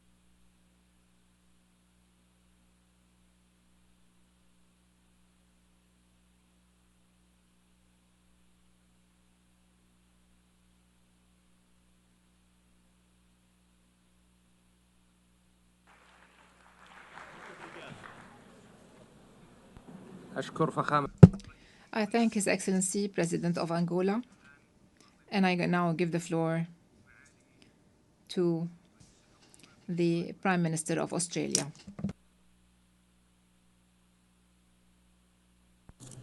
President Macron, Your Royal Highness, Secretary-General, colleagues. In 1947, Australia was proud to be the first member of the United Nations to vote for the plan that made the modern state of Israel possible. But that plan always encompassed two states, a state of Israel and a state of Palestine, living side by side within internationally recognised borders, recognising each other's right to live in peace and security. 8 decades ago, those hopes were consumed by conflict, and that has been the grim pattern over the years. Opportunities not taken, compromises rejected, good faith betrayed, a cycle of violence that has crushed generations. We saw that in the horrific events of October 7, 2023. Hamas terrorists descending on a festival promoting friends, love and infinite freedom to perpetrate atrocities. One Australian, Galit Carbone, was among those killed. Australia embraces all who carry the weight of grief. We repeat our call for the hostages to be returned immediately and with dignity. And we stand with Jewish people everywhere who feel the cold shadow of history's darkest chapter in any act of anti-Semitism. Throughout this conflict, Australia has supported calls for a ceasefire because every innocent life matters. Every Israeli life, every Palestinian life. Right now, Gaza is in the grip of a humanitarian catastrophe, and the Israeli government must accept its share of responsibility. Tens of thousands of civilians have been killed. Desperate people, including children, denied vital aid. Aid workers killed, including Australian Zomi Frankham. Journalists killed trying to bring the truth to light. This comes alongside the continued illegal expansion of settlements on the West Bank and an increase in settler violence. Threats to annex parts of Palestine and permanently displace the Palestinian people. Such conduct risks putting a two-state solution beyond reach. That is where the current road leads. We must choose a different path. We must break this cycle of violence and build something better. Yesterday, Australia recognised the state of Palestine.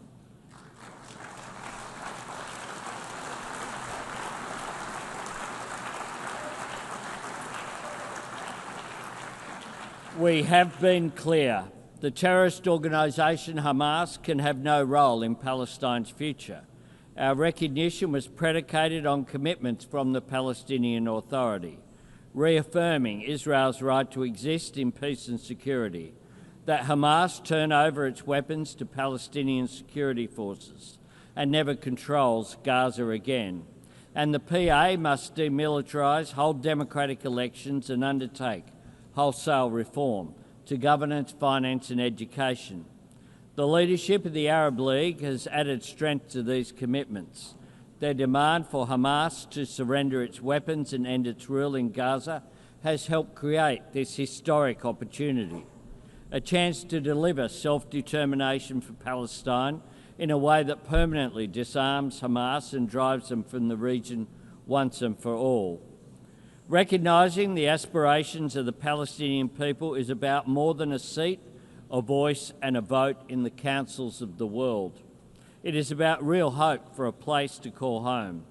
This is the same hope that sustained generations of Jewish people, the same hope that binds us all to our countries and cultures and drives us to want a better life for our children.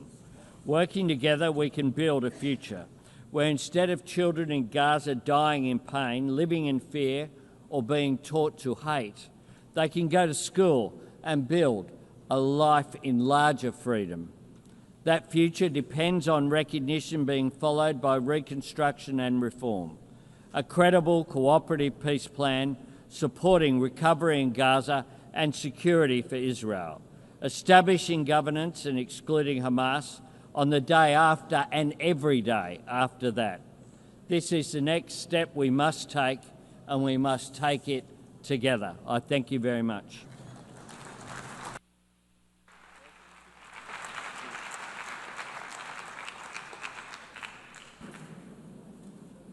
I would like to thank His Excellency and give the floor to His Excellency, the Prime Minister of Egypt.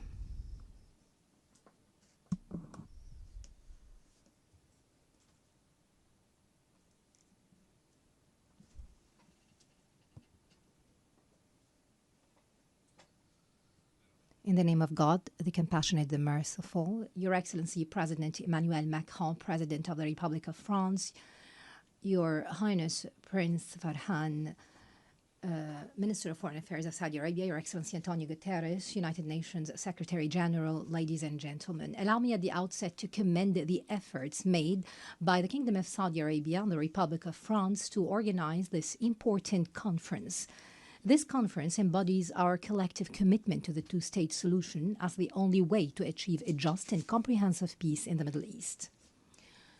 On behalf of Egypt, which for more than 40 years has led efforts to establish a just peace and stability in the Middle East, I address you today.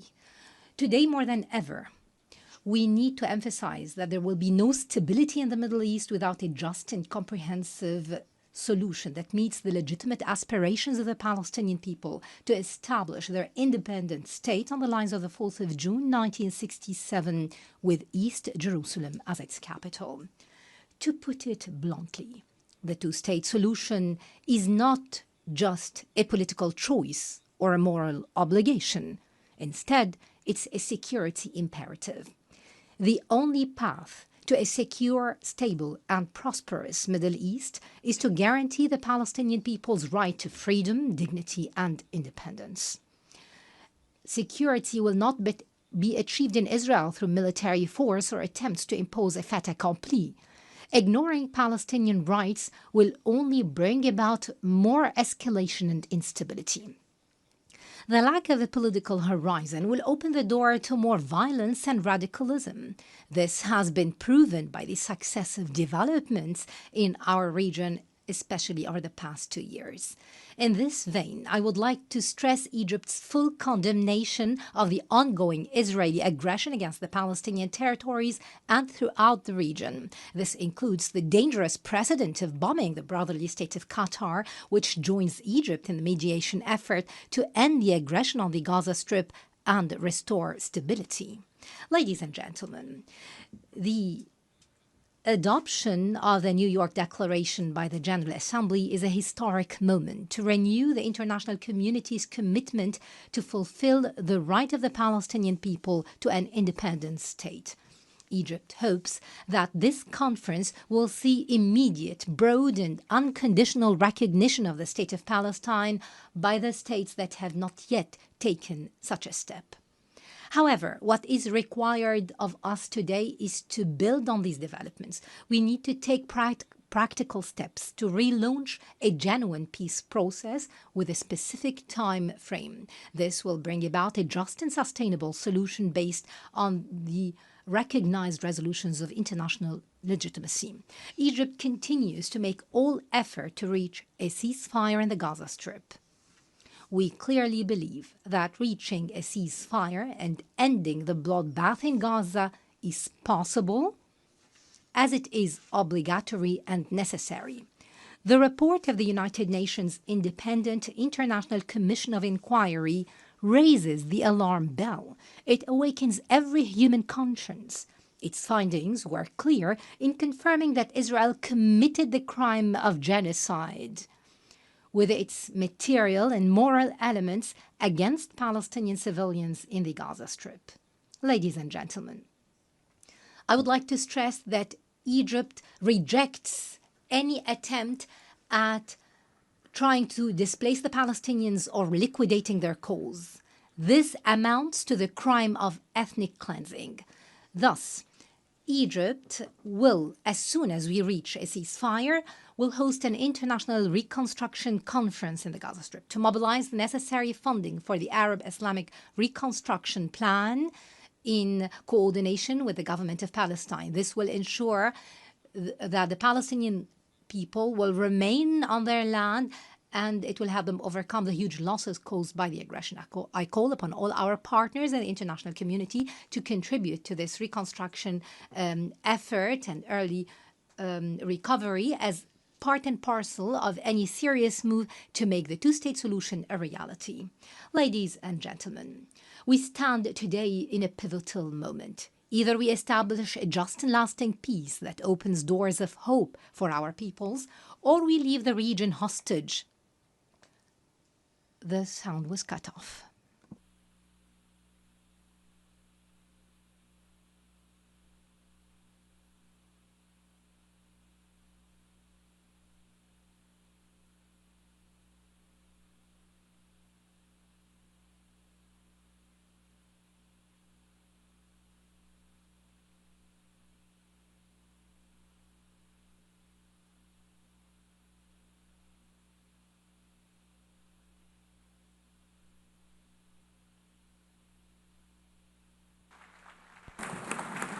I would like to thank His Excellency the Prime Minister for his statement and give the floor to the Prime Minister of Spain.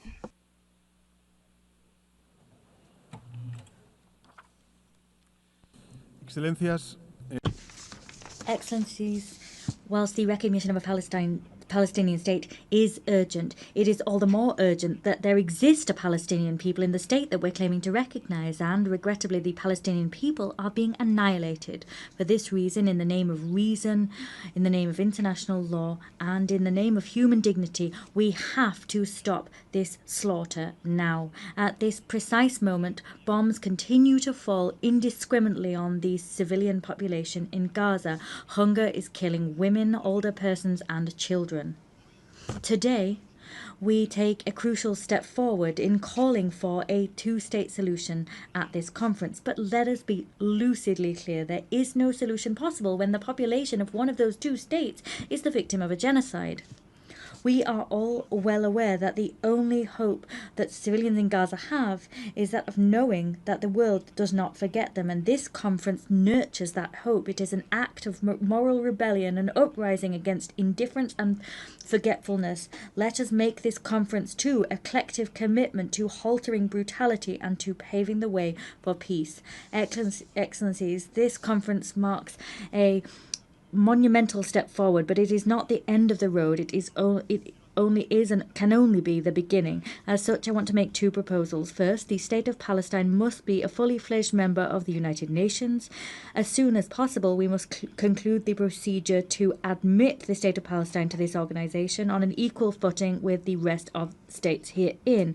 Secondly, we have to immediately adopt measures to halt the brutality and make peace possible.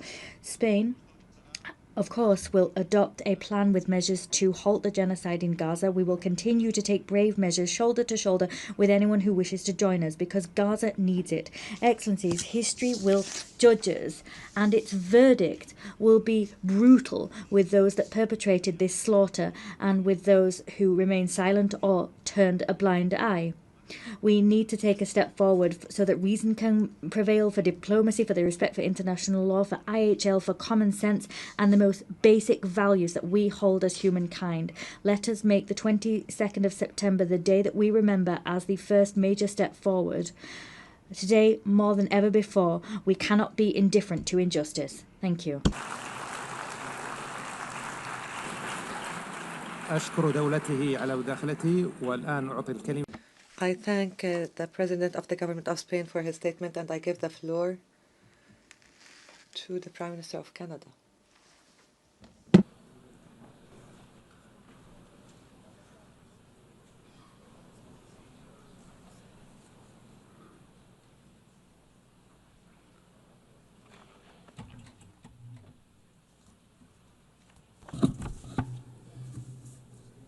Your Excellency, Monsieur le Président de la France, Your Excellency Prince Faisal, bin Farhan al-Saud. Since 1947, it has been the policy of every Canadian government to support a two-state solution for lasting peace in the Middle East. This position envisioned the creation of a sovereign, democratic, and viable state of Palestine, building its future in peace and security alongside the State of Israel. Over many decades, Canada's commitment to this goal was premised on the expectation that this outcome would be eventually achieved as part of a negotiated settlement. Regrettably, this possibility has been steadily and gravely eroded, including by the pervasive threat of Hamas terrorism to Israel and its people, culminating in the heinous attack of October 7th. The accelerated building of settlements across the West Bank and East Jerusalem and the soaring settler violence against Palestinians. Actions such as the E1 settlement plan and the Israeli government's contribution to the humanitarian disaster in Gaza. Hamas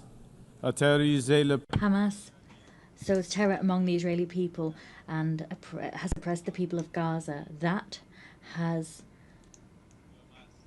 prompted us to take the position we have. Hamas must absolutely release all hostages, disarm fully, and never play any role in the future governance of Palestine.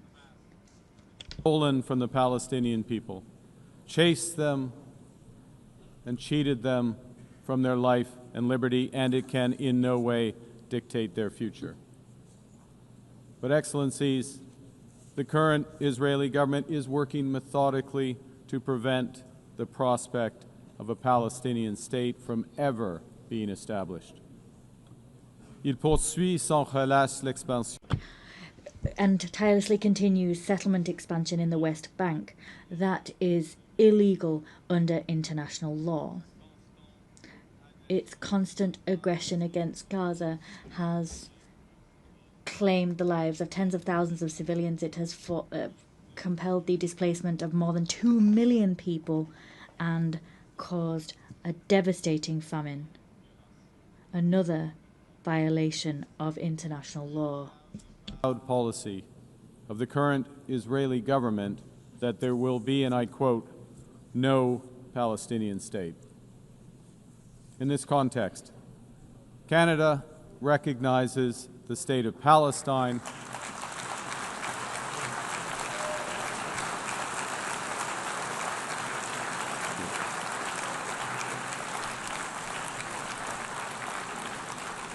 and we offer our full partnership in building the promise of a peaceful future for both the state of Palestine and the state of Israel.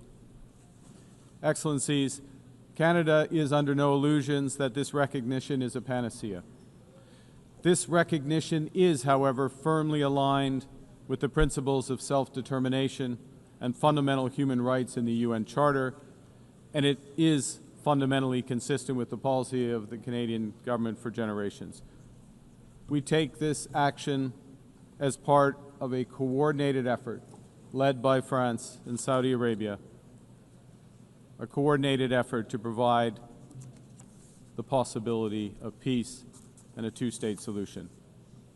Recognizing the state of Palestine, led by the Palestinian Authority, empowers those who seek peaceful coexistence and the end of Hamas.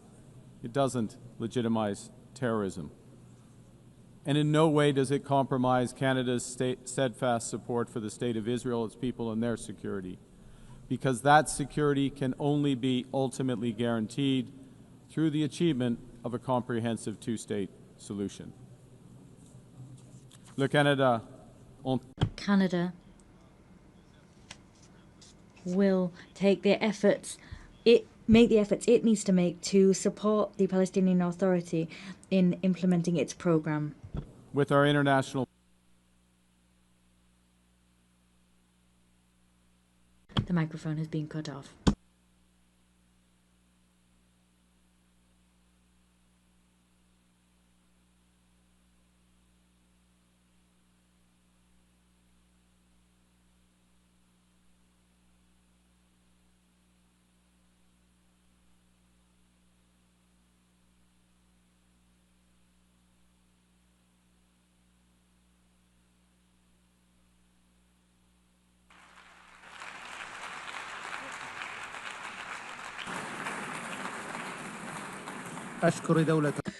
I thank the Prime Minister of Canada for his statement. I give the floor to the Prime Minister of Ireland.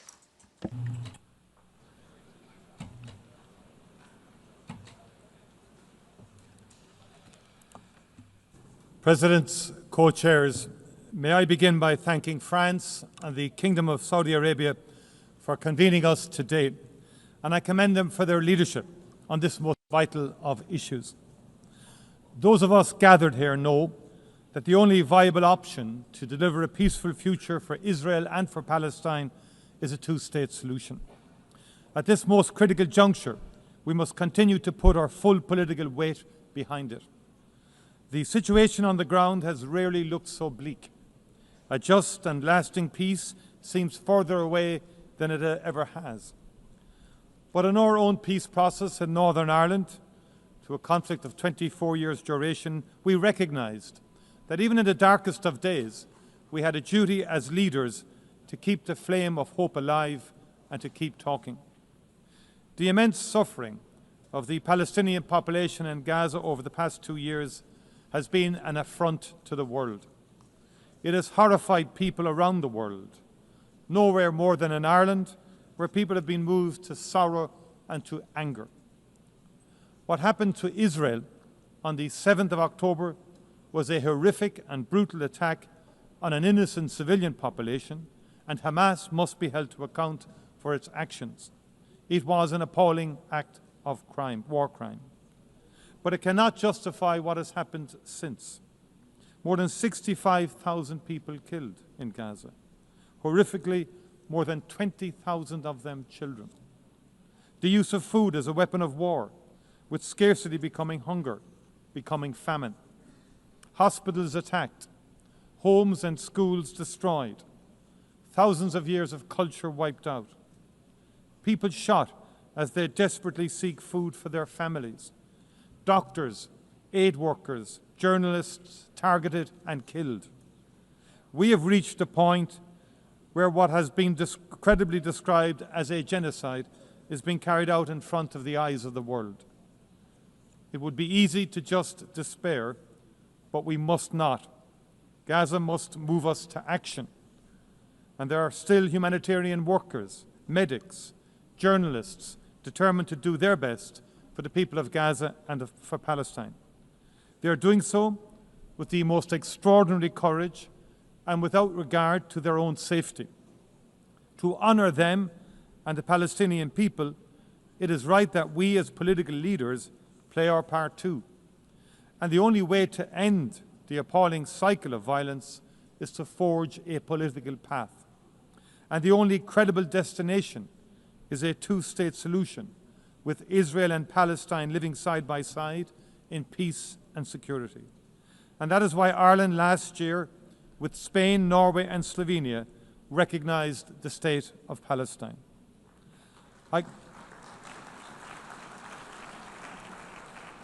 I commend those who have taken the decision to recognise the state of Palestine this week, and I strongly urge those who have yet to do so to give it serious consideration. We know that there are people, including in the Israeli government, who are working daily to make that outcome impossible. In addition to the destruction of Gaza, settlements are expanding every day, and illegal settlers in the West Bank are increasingly emboldened and militant. If we do not move now to protect the two-state solution, if we do not work to build a process through which it can be achieved, there may never be another opportunity. That must not be our legacy to future generations. Ireland is ready to play its part, and I look forward to our continuing steadfast cooperation. Thank you very much indeed.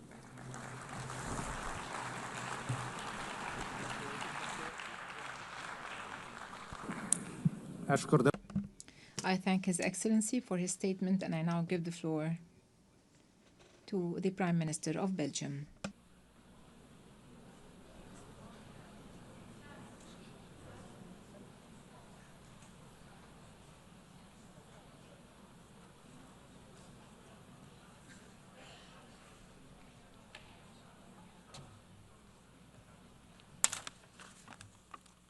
Dear Secretary General, dear Excellencies, ladies and gentlemen, Belgium has always defended the two-state solution and is today reaffirming once again this position by having joined the co-signatories of the New York Declaration. Only this solution will allow Israelis and Palestinians to live side by side in peace and security. To support this aspiration, since the Oslo agreements, Belgium has provided bilateral funding and technical assistance to the Palestinians for a total amount of around 600 million euros. We also remain committed to meeting the acute humanitarian needs in Gaza. We have recently airdropped over 190 tons of humanitarian supplies to address the most acute needs. The Belgian government has recently decided to add another 12.5 million euros to our humanitarian budget for Gaza, in addition to what has already been disbursed. Full and free access to Gaza for providing massive humanitarian aid is an urgent need, as the famine has been officially recognized by the United Nations. Ladies and gentlemen, the resumption of settlement activities in the West Bank, particularly the E1 project, the military occupation aimed at the full occupation of Gaza, as well as the indescribable humanitarian crisis, all raise fears today that, in the absence of an international response confirming the need to keep the prospect of a Palestinian state alive, peaceful and sustainable coexistence in two states may no longer be possible. The recent declarations of a number of Israeli ministers, including the Prime Minister himself, that no state of Palestine will ever exist, is an additional reason for reaffirming the right and the need of the Palestinians having their own state. Therefore, Belgium is giving out a strong political and diplomatic signal to the world today by joining the group of countries that announces the recognition of the State of Palestine in the margin of this high-level week of the United Nations General Assembly.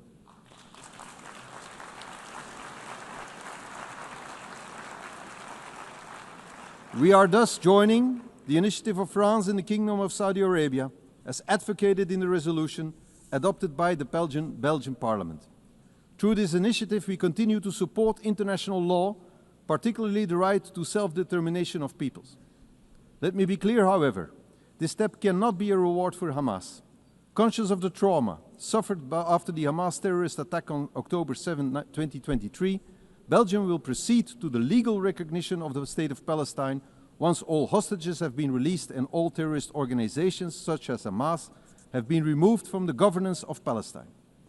The effective conduct of diplomatic relations with the new State of Palestine, including the opening of a Belgian embassy and the conclusion of international agreements, will be carried out once the objectives of the New York Declaration have been achieved, notably the full demilitarization of Hamas and subsequent the renewal of governments based on presidential and parliamentary elections, giving the Palestinians a democratic, strengthened and renewed authority. All these steps are intended to guarantee the security of both the Israeli and Palestinian population. At the same time, we also strongly call for the recognition of the State of Israel by all Arab countries. Let us be clear, the two-state solution is not dead. It is bruised, but it can be revived, and it must be for the sake of both peoples. I thank you.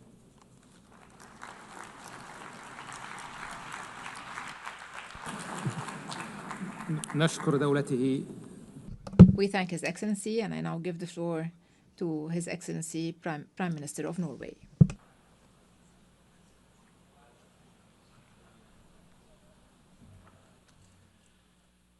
Excellencies, thank you, France and Saudi Arabia, for convening us together in New York today. I would also like to salute the President of the State of Palestine, Mahmoud Abbas. I find it an illustration of deep injustice that he was denied entry to be with us today. But his address was reasonable and dignified. Thank you, Mr. President. 32 years ago, the first Oslo Accords were signed, forever creating an association between my country, my capital, and a vision for peace in the Middle East. Ever since, we have worked for one end: peace, security, and dignity for the Palestinians and the Israelis, living side by side in two sovereign states, enjoying the rights and obligations that follow from the Charter of the United Nations. I have followed this closely, now as Prime Minister, previously as Foreign Minister, and also as Secretary General of the Norwegian Red Cross.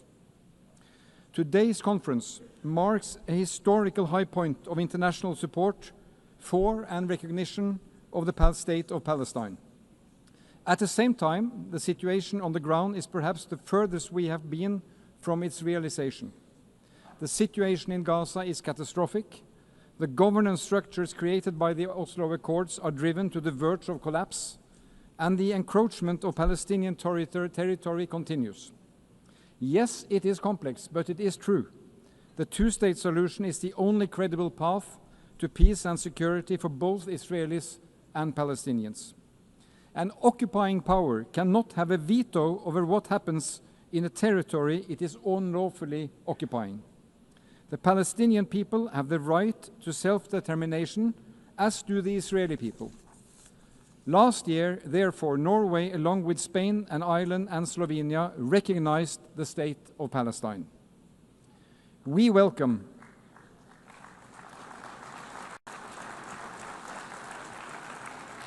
the recognitions announced this week and last year and today. Merci, Monsieur le Président, pour la décision. And thank you, Mr. President, for France's decision. The urgent need to stop the violence, improve access to humanitarian assistance, release the hostages, and pave the way for a lasting solution based on the fundamental principles of the Charter of the United Nations. Only last week, this Assembly approved a roadmap of concrete actions to this end. And in July, a broad majority voted the New York Declaration. But friends, there will be no state of Palestine or a body to govern Gaza the day after without functioning Palestinian authorities. Preserving and reforming the institutions that we together have invested in and helped build over the last 3 decades is critical. It is critical for the well-being of the Palestinian population and its desperate hour. And it is critical for peace and security also for Israel. The alternative is chaos or worse.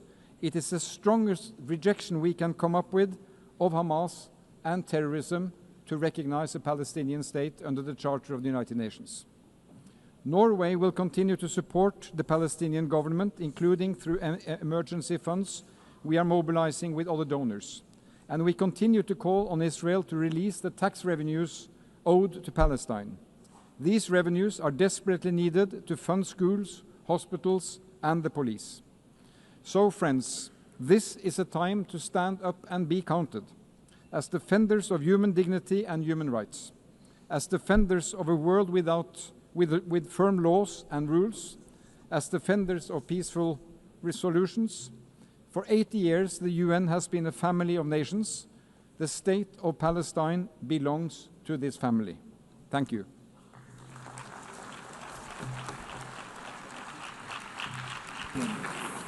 I thank His Excellency, and I now give the floor to His Excellency Prime Minister of Luxembourg.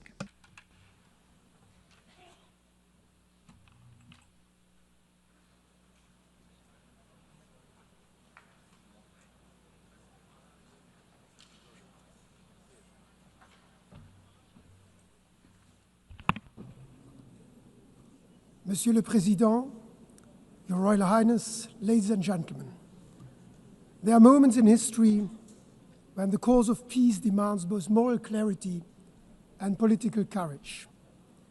8 years ago was such a moment. The founding of the United Nations was an act of courage, guided by a clear vision of a world based on universal values and principles of peace, freedom, and justice. Today, again, is such a moment in history. Luxembourg stands here today as a partner to all those who believe that diplomacy still matters, that it can make a difference.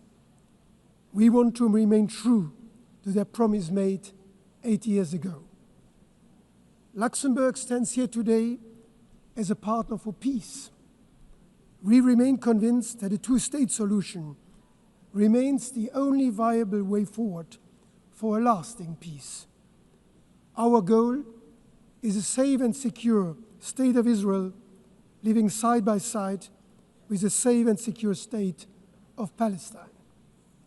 Rarely has the prospect of a two-state solution felt more distant than today, and yet never has the international will to achieve it been more unified. When doubts grow, we must face them with the certainty of hope. That is why I solemnly declare that as of today, Luxembourg formally recognizes the state of Palestine.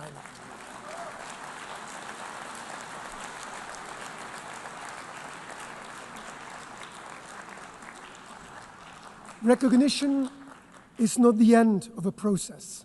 It is the beginning of a renewed commitment to hope, a commitment to diplomacy, to dialogue, to coexistence, and a two-state solution, to the idea, fragile but still possible, that peace can prevail. We take this step fully aware of its great symbolic weight. It is our contribution to a political process, one that we hope will revive the prospect of a negotiated two-state solution, grounded in the legitimate aspirations of both Palestinians and Israelis. It is fully aligned with the principles that have guided Luxembourg's foreign policy since 1945. Respect for international law, the promotion of a rules-based order, and the values enshrined in the UN Charter. And let me be clear, this is not a decision against Israel or its people, a people with which my country shares strong historic ties, and whose right to live in peace and security we have been fully upholding since 1948. Luxembourg has been and will remain a friend of the people of Israel and Jews around the world. And with the same clarity, let me say that this is not a decision to reward violence or endorse any actor who undermines peace. Luxembourg condemns, in the strongest possible terms, the atrocities of October 7, and we call for the immediate and unconditional release of all hostages. And in line with the New York Declaration, we expect the Palestinian leadership to live up to the responsibilities of statehood. The road ahead will not be easy. We do not claim this recognition alone will change the course of the conflict, but we hope it will contribute to restoring momentum to the political horizon that has been lost. Peace is not simply declared. Real peace, lasting peace is built step by step, brick upon brick. Let this recognition be a message to grieving families, to hopeful children, and to all those who have not yet given up. Thank you.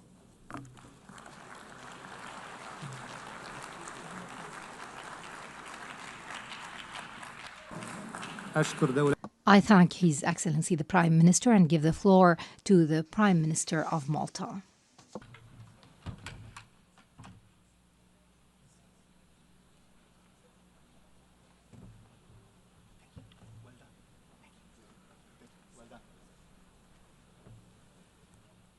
Excellencies, dear friends, let me begin by stating clearly and unequivocally that the Republic of Malta is proud to confirm our official recognition of Palestinian statehood.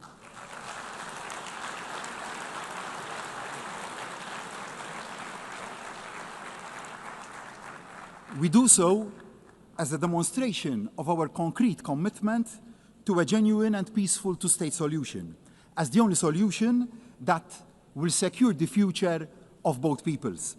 Malta is equally unequivocal in its support for the right of Israel to exist alongside a democratic Palestinian state. In making this commitment, I am acutely aware of how events have unfolded since the appalling Hamas attacks of October the 7th. They were the despicable work of a terrorist organization which must have no place in the emerging Palestinian state. Since then, Malta has been unwavering in calling for the unconditional release of all the remaining hostages. No ifs, no buts. The hostages must come home now. Malta adds once again its voice to those demanding an immediate and permanent ceasefire. The fighting must stop now. I am also aware of the opinion that recognizing the state of Palestine somehow amounts to a victory for Hamas. A two-state solution, however, is the worst possible outcome for Hamas. It is not what they want to see. They want to see Israel wiped off the map. Malta and our allies want to see Hamas wiped out. We must never forget that Hamas openly and violently opposed all the previous efforts at peace. If Palestinians can see a peaceful and realistic road to nationhood and self-determination, it fatally undermines the siren cries of Hamas. It offers the only hope that there is an alternative to conflict. I ask, what is the other alternative? What is the future that the hotheads on both sides envisage? A conflict without end? Israel under constant attack? A region mired in instability? That is an outcome nobody should want. Instead, with the right to recognition come huge responsibilities for the Palestinian leadership. There must be absolute adherence from the outset to nonviolence, and mutual recognition. Hamas must have no role in any shape or form in the future government of Palestine. Malta supports the Palestinians' authority, one state, one government, one law, one gun approach, and the need for urgent, free, and fair elections. Equally, there are urgent responsibilities for the Israeli government. The attacks on civilians and infrastructure must stop immediately. The illegal settler encroachment and accompanying violence in the West Bank must also stop immediately. And unhindered aid under genuine international auspices must be allowed to flow immediately. Starvation is being suffered in Gaza, and the deaths of hungry civilians trying to access the pitiful trickle of food aid being allowed in cannot be allowed to go on. I am not ashamed to admit that I cried after recently visiting the young children we brought over to Malta from Gaza to give them the best medical care our island has to offer and the required prosthesis. These innocent children have had their limbs and the best part of their life stolen away from them. They have also lost their parents, and they have been caused irreparable harm. But we will not allow their hope for a better future to be stolen away from them. And we will protect them. Ibrahim, I promised you that, and we will stick to our word. What is happening is morally and legally very wrong, and we have a duty on all of us to act. We know that the path to a functioning, free, and fair two-state solution is a long and also hard one. We know the dangers that lie along that path, but we also know the greater dangers that arise from saying nothing can be done, that the dream has died. We cannot, and we will not remain silent or complacent. The depth of the current tragedy must be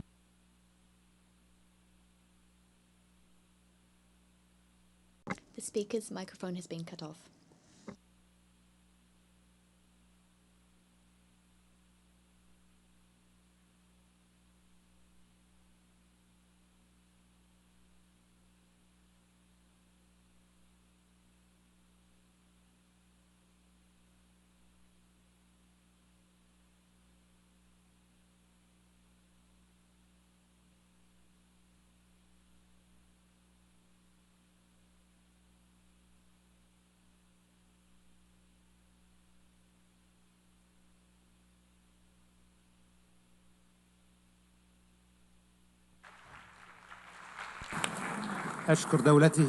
I thank His Excellency for the statement, and I give the floor to the representative of the EU.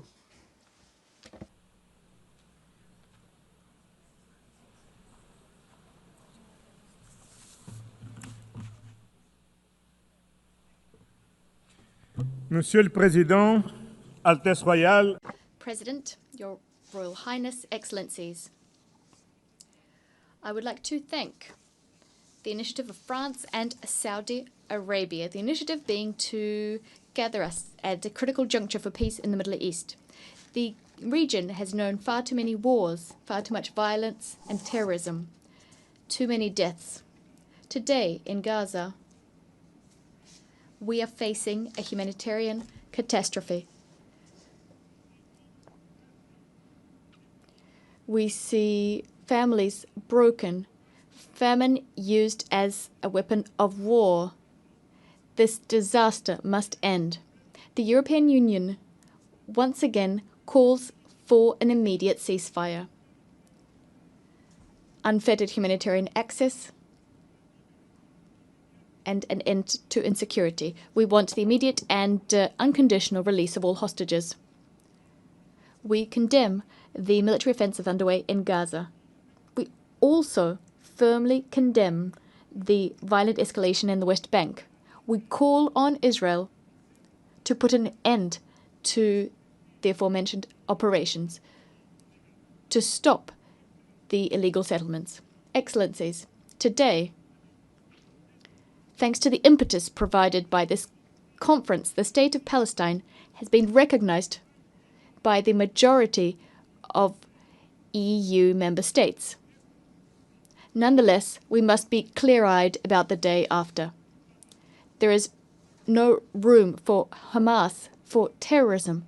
There is no room for illegal settlements. There's no room for deaths of innocent civilians. Nowhere. Neither in Gaza, nor in the West Bank, nor in East Jerusalem, nor in Israel.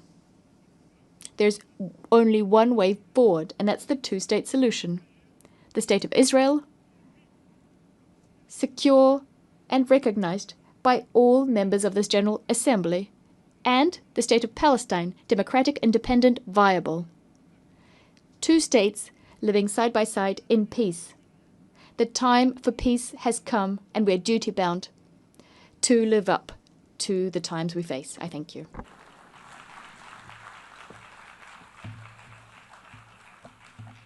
Monsieur le Président, President, ladies and gentlemen, when the night is darkest, we must hold fast to our compass, and our compass is the two-state solution.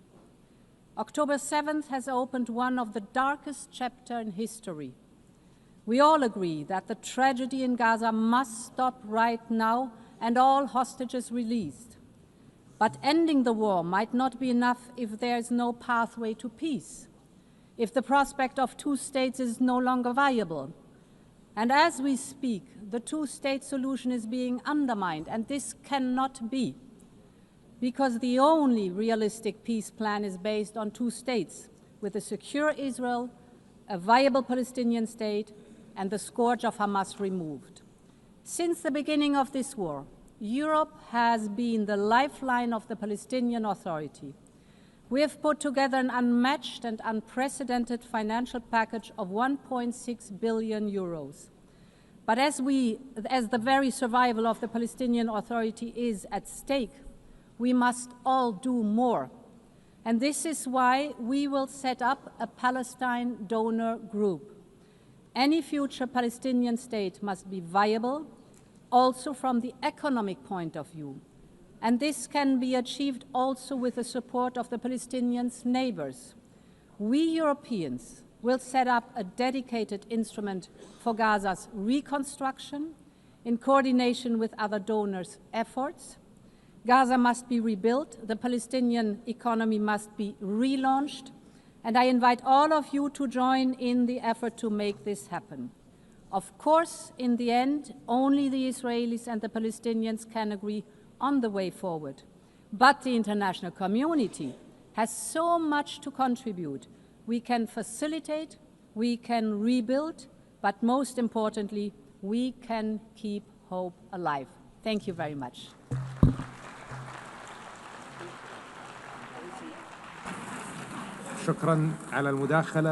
I thank you for your statements. Given the limited remaining time, we ask the Excellencies to limit their statements to 2 minutes, after which the microphones will be cut off. I give the floor now to the Minister of Foreign Affairs of Italy.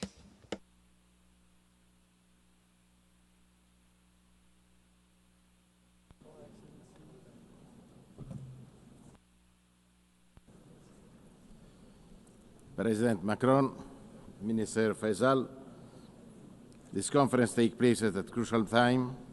The humanitarian situation in Gaza is catastrophic. Our position is clear. Italy is against the occupation of Gaza Strip and against any idea of displacement of its population. Italy condemned also the recent attack against Doha, but we encourage Doha to continue in the crucial effort to mediate together with Egypt and the United States to reach a ceasefire. We deplore the decision of the Israel government to expand settlements in the West Bank. We also condemn in the strongest terms, the recent terrorist attacks carried by Hamas against the Israeli civilian population in Jerusalem. We are fully convinced that a path to peace is still possible. Like Pope Leo said, we cannot abandon the hope for peace. Italy strongly supports the dream of the Palestinian people to have a state. We will continue to support the Palestinian Authority in its reform. We will work hard for two-state solutions with the peaceful coexistence of the Palestinians and Israelis. It is the only solution to ensure a future of peace and prosperity in the Middle East. For this goal, it's crucial to reach the ceasefire, the liberation of the hostages, and the assumption of full humanitarian access. From the beginning of the conflict, Italy provided thousands of tons of aid to the Palestinian population. We also organized medical evacuation to cure in Italy hundreds of Palestinian children. We know this is not enough. We must interrupt the cycle of violence. The message from New York is clear. Israel, stop bombing. Hamas, freedom immediately for the hostages. We must focus on the day after. It should meet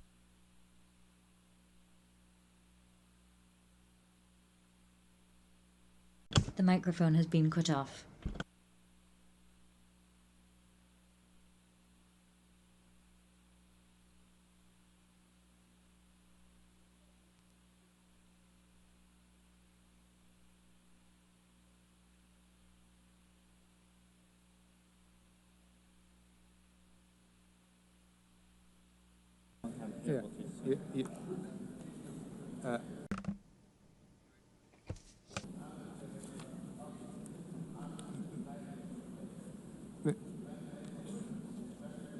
Minister.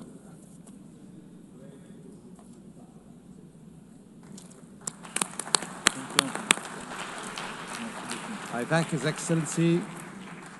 وأعطي الكلمة الآن إلى معالي وزير. I now give the floor to His Excellency Foreign Minister of Algeria.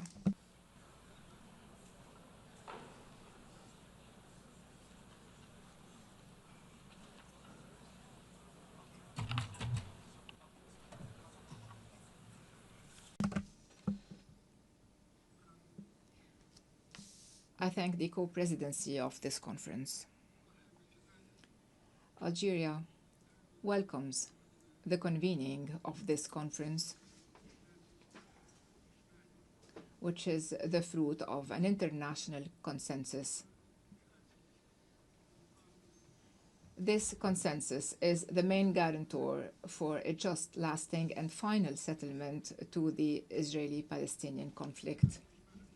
This international consensus is a strong barrier against Israeli expansionist policies under the guise of the Greater Israel myth. This international consensus is the most powerful response to the illusions of the Israeli occupation and its belief that it alone holds the power to veto the establishment of the Palestinian state on the land of Palestine. It is time for concrete action to realize and enforce this consensus on several levels. The first level is expanding the base of official recognitions of the State of Palestine as an irreversible international reality. The second level is enabling the State of Palestine to obtain full membership in our organization, a membership that the President of the Republic, Mr. Abdelmajid Tebboune, has consistently called for from this very rostrum. The third level is confronting diplomatically, legally, politically, and economically the plans of the occupation to annex Palestinian land and to displace the Palestinian people from their historic homeland. The fourth and final level is the internal Palestinian level. Palestinians have to close ranks and unify their word in order to regain their independence and for their movement to regain its strength and for their voice to regain its influence regionally and internationally. Thank you. شكرا معالي الوزير. I thank His Excellency, and I now give the floor to Her Excellency Foreign Minister of the United Kingdom. And I would like to remind you once again that you have 2 minutes, after which the microphone will be cut off.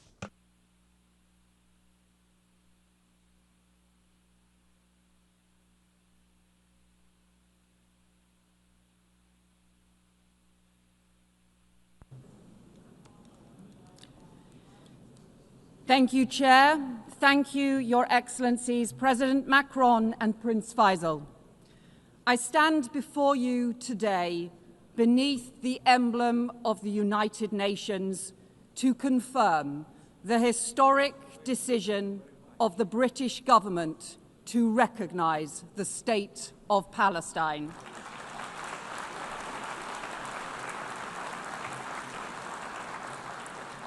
This step, alongside friends and partners, reflects a long-standing truth that statehood is the inalienable right of the Palestinian people and that two states is the only path to security and lasting peace for Israelis and Palestinians alike. But it also reflects a grave reality. The two-state solution that for decades has commanded global support is in profound peril. From continued bloodshed, man-made famine, terrorism and hostage-taking, settlement expansion and settler violence. And Hamas terrorists continue to hold hostages seized in the barbaric attack of October 7th, prolonging the unimaginable anguish of their families. And in Gaza, the unbearable humanitarian catastrophe worsens as the Netanyahu government chooses to escalate war and hold back aid, children dying of starvation while food rots at the border. And settlement expansion threatens the very viability of a Palestinian state. The two-state solution risks disappearing beneath the rubble. That is what extremists on all sides want, but we refuse to let hope be lost. Recognition is born of urgency and principle, alongside our unwavering support for the security of Israel and its people. This pathway is the opposite of Hamas's hateful vision, and this process around recognition has helped cement the rejection of Hamas across the Arab world, alongside new reforms to the Palestinian Authority, because there can be no role for Hamas in the future governance of Palestine. But recognition must be a spur, not a substitute for urgent action. A ceasefire now, the release of all hostages, the restoration of aid, and a lasting framework for peace. Recognition is about the future, but it is rooted in our past. 75 years ago, Britain was rightly proud to recognise the State of Israel. But the promise of upholding Palestinian rights has gone unfulfilled. For decades, my country supported a two-state solution, but only recognised one state. That changes now, as we join more than 150 member states in recognising the State of Palestine and protecting the pathway to peace. Thank you.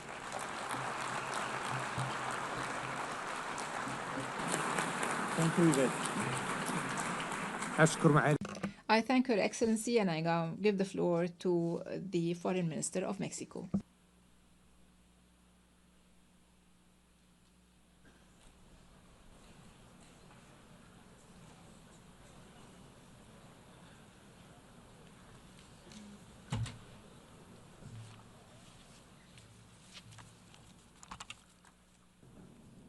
Señor Presidente. Mr. President, Excellencies, we are all concerned by the grave crises in the Middle East. It requires urgent actions, and it's on all of our minds. Since our meeting in last July, we have seen confirmation of a famine in Gaza, and the Independent International Commission of Inquiry on the Occupied Palestinian Territory has concluded that genocide has been committed in the Gaza Strip. There is an urgent need for collective actions which put an end to this heart-rending war. We need to see a just, peaceful and lasting arrangement based on the effective implementation of the two-state solutions. This should allow a safe and prosperous future for all countries in the region. The support for the New York Declaration issued by the General Assembly should lead to the establishment of political and security frameworks able to halt the humanitarian crises. We must begin reconstruction and recovery work and guarantee the long-term security of both states. Mexico recognizes these steps taken by all mediating countries to immediately achieve a definitive ceasefire and the release of all hostages. It is our view that a just and lasting and peaceful solution based on international law must be supported by narratives, underpinned by narratives that humanize the problem, counter division, and promote the acceptance of the other. The microphone has been cut off.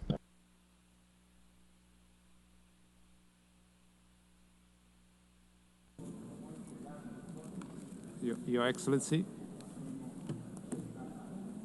Mr. Minister, I would like to draw the attention of the Minister that his mic is no longer working.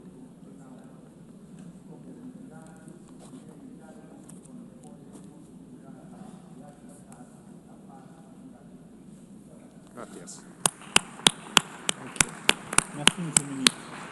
Thank you, Excellency. والآن أعطي الكلمة. And I give the floor to His Excellency, the Foreign Minister of Japan.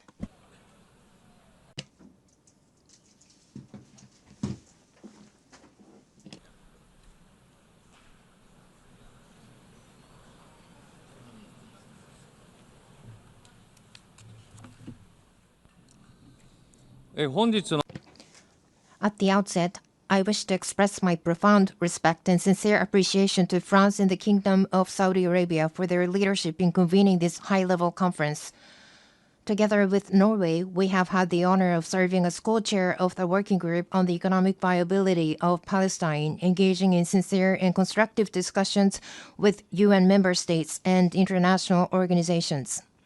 Urgent action is required to address the fiscal challenges facing the Palestinian Authority, sustained support for the PA, concerted engagement by the international community with Israel, and reforms undertaken by the PA itself. Japan continues to make tangible contributions, including recent financial assistance through the World Bank. Yet today, the situation has reached an extremely grave and alarming juncture that threatens to erode the very foundation of a two-state solution.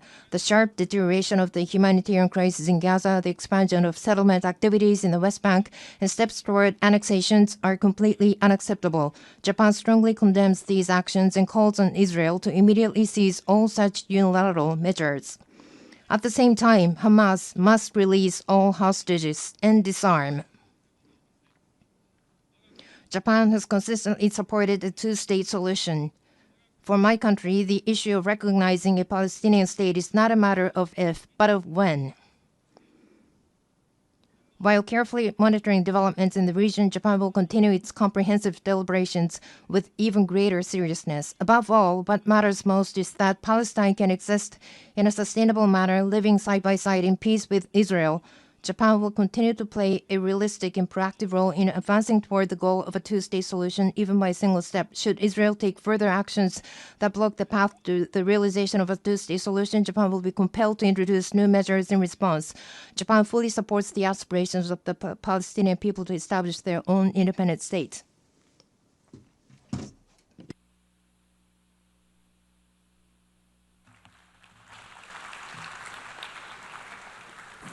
I would like to thank His Excellency and give the floor to His Excellency the Foreign Minister of Andorra.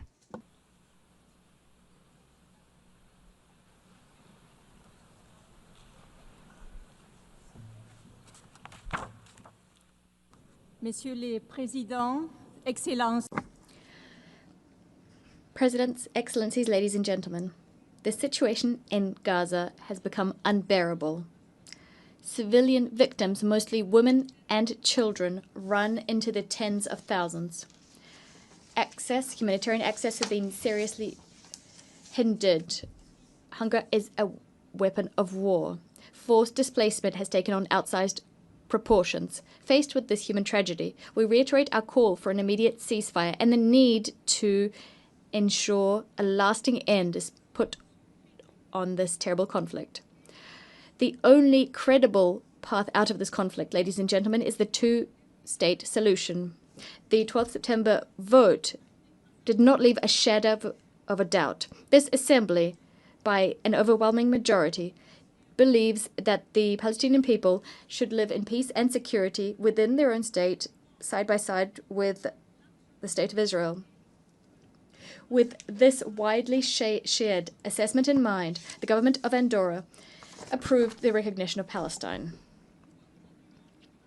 We will continue to forcefully call for the release of all hostages, for the disarmament of Hamas, the perpetrators of the atrocious 7th of October 2023 attacks, and for the advent of a Palestinian state that's been demilitarized and that exists under the reformed authority of a government that excludes Hamas. When the conditions are in place and if we can guarantee the full regional integration of Israel, this recognition will take its effect. With this recognition of Palestine, our country, which is proud of its over 7 centuries of uninterrupted peace, and remains committed to neutrality, multilateralism. The speaker's microphone has been cut off.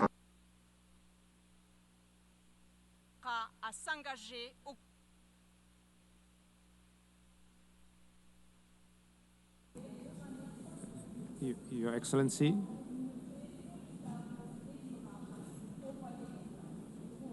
Okay, bravo.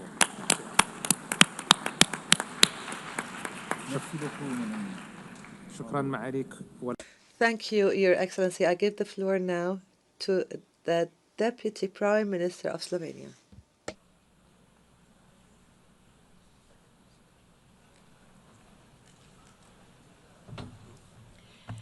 Your Excellencies, I would like to thank France and Saudi Arabia.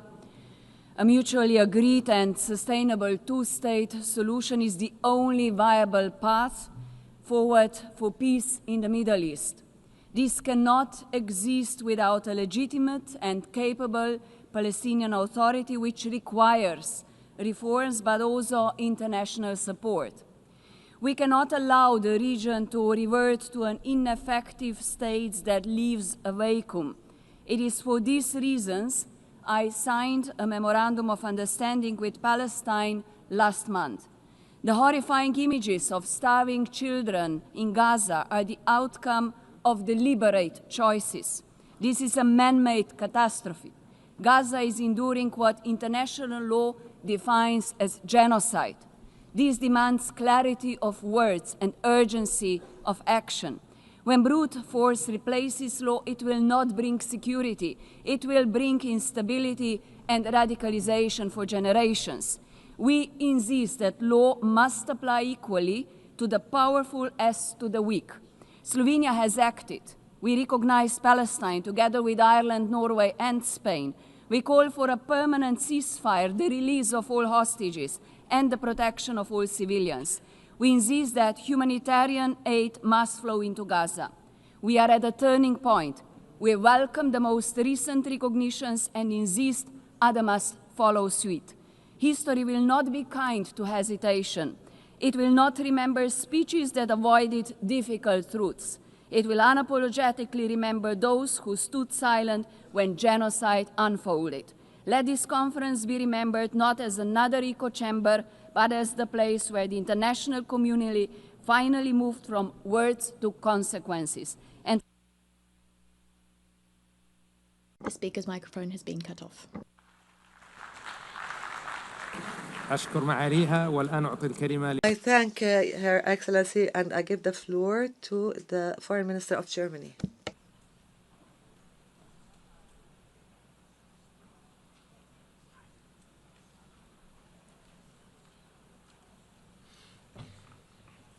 Excellencies, ladies and gentlemen, across Gaza, people are living through hell on earth. Tens of thousands of people have died. Hundreds of thousands are starving. Colleagues, the horrendous terrorist attacks of October 7 and the most brutal war that followed have made it very clear. This decades-old conflict cannot be solved by terror, destruction, and death. It can neither be won nor managed. It needs to be resolved. We are well aware that today a two-state solution appears more distant than ever. We are well aware that steps are being taken as we speak to bring it further out of reach. We are meeting today because we are convinced there can be a better future. An independent, democratic and viable Palestinian state existing side by side and in peace and in security with Israel. A negotiated two-state solution in accordance with international law, one to which no convincing alternative has been presented so far.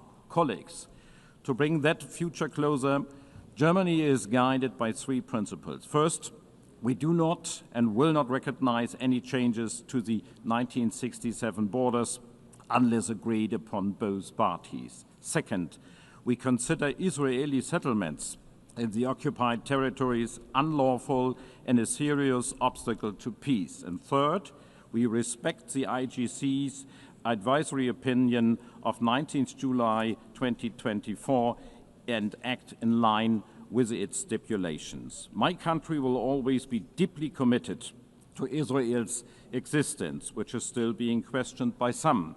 My country will always be committed to Israel's long-term security.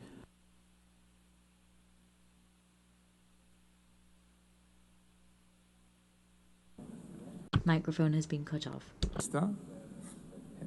Herr Minister. Herr Minister.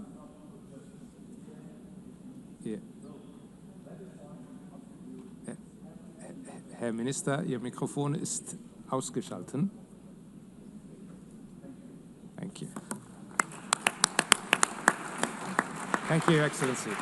شكرا معالي الوزير والآن. Thank you, Excellency. I now give the floor to the Foreign Minister of Denmark.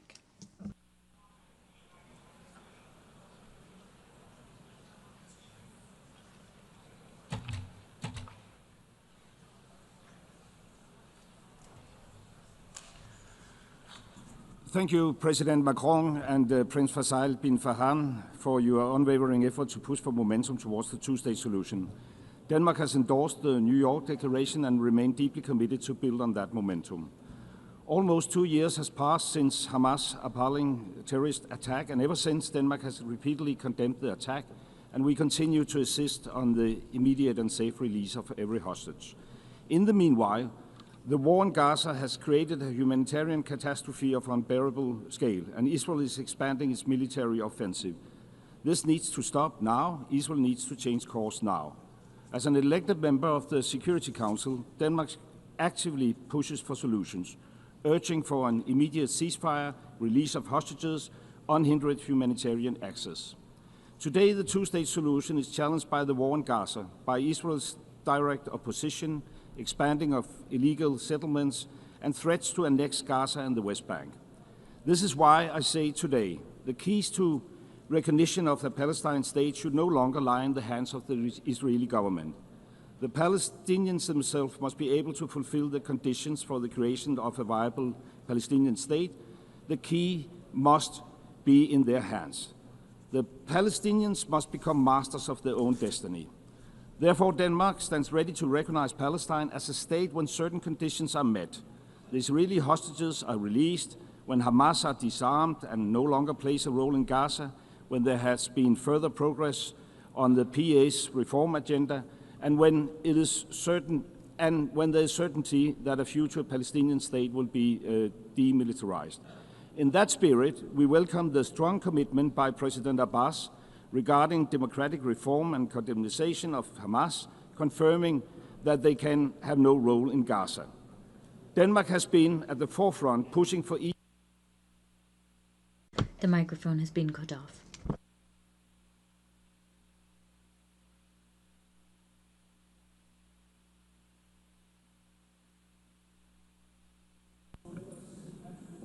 Your Excellency,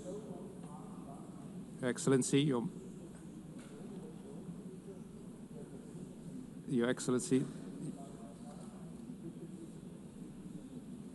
Thank you, Your Excellency. Thank you, Your Excellency, and I give the floor to His Excellency, the Foreign Minister of the Netherlands.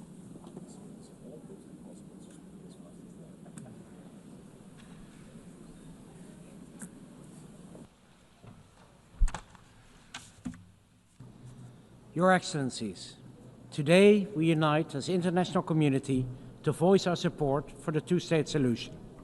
Allow me to thank France and the Kingdom of Saudi Arabia for providing this opportunity. We must bring an end to this continuous cycle of violence and suffering that Palestinians and Israelis have for long endured. We have both the ability and the obligation to provide hope and a future to those who seek peace and reconciliation. The horrendous war in Gaza must end now, and the worrying tide in the West Bank must be turned. With this in mind, we put our signature under the New York Declaration. And with this in mind, we have taken and will take steps to preserve the two-state solution and alleviate the immense suffering of the people of Gaza. A full course correction is needed, and the steps the Netherlands takes at the national and European level should force Israel to change its course. A legitimate and democratic Palestinian Authority with full control of the Palestinian territories is critical for achieving a viable Palestinian state. Hamas can have no role in future governance, must release all hostages and lay down its arms, and any future solution must guarantee the security of Israel, as we remain fully aware of the intention of Hamas and its likes. The Netherlands will recognize the Palestinian state at a later stage as part of a political process that should commence now.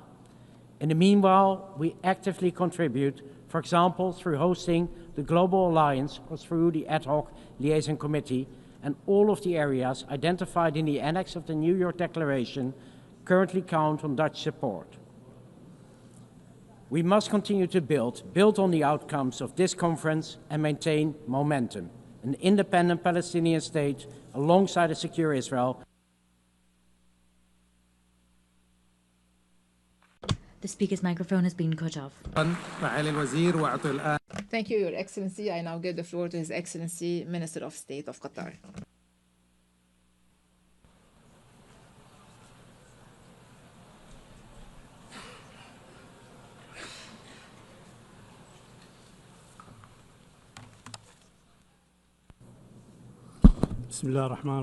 In the name of God, the compassionate, the merciful, Your Excellencies, I would like to express my appreciation to His Excellency, the President of France, and His Royal Highness of the Kingdom of Saudi Arabia for their perception in convening this historic conference for the peaceful settlement of the Palestinian cause under the umbrella of the United Nations. This international movement comes in a very important context. First, a historic context of decades of injustice, occupying the territories of peoples who have been subjected under occupation, taking their land and living under complete destruction in Gaza. At the same time, the West Bank is subjected to reckless practices, annexing land, expanding settlement, and violating the holy sanctities. This is a dangerous threat to international peace and security and to the Middle East. This Israeli escalatory aggression came as a threat to so many countries in the region, including my country. Our capital, Doha, has been subjected to a treacherous Israeli aggression that violated its territorial integrity, led to the killing of 6 martyrs, and put the entire region to the brink of danger. This was a violation of international law and the UN Charter, and we believe that Israel is fully responsible for this rogue aggression, which was condemned by the Security Council and the United Nations. We have participated in the preparation of this conference to come up with a document that will be balanced to ensure the participation of all. Today, we must stress the establishment of a Palestinian statehood with sovereignty. The mic was cut off.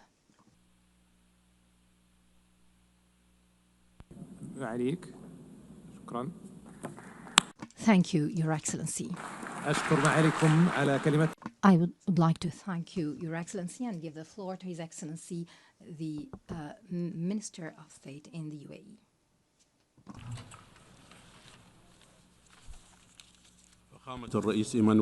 Your Excellency, the President Emmanuel Macron, Your Highness Prince Faisal bin Farhan, Excellencies, at the outset, I would like to thank the Kingdom of Saudi Arabia and the French Republic for their concerted effort to organize this conference and the adoption of the New York Declaration by an overwhelming majority at the General Assembly. This would lead to the establishment of an independent, sovereign Palestinian state living in peace and security alongside the State of Israel. We welcome the growing international recognition of the State of Palestine. We call upon the states that have not yet recognized the State of Palestine to do so.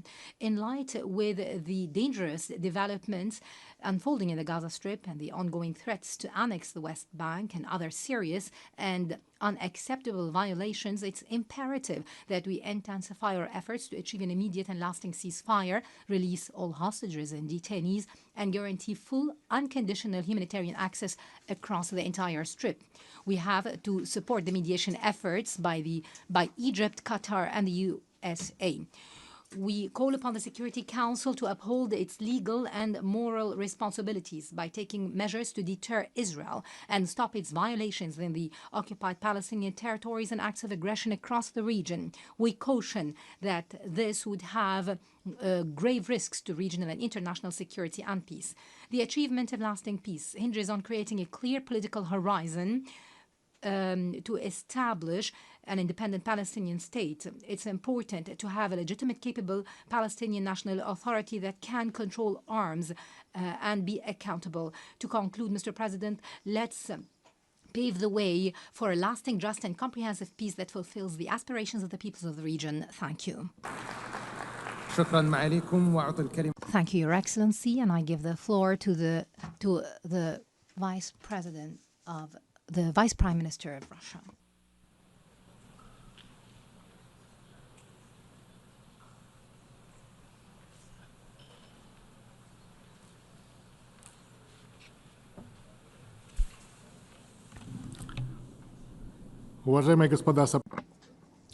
Distinguished co-chairs, ladies and gentlemen, what's happening in the Middle East has exceeded all thinkable and unthinkable limits over the last 3 years.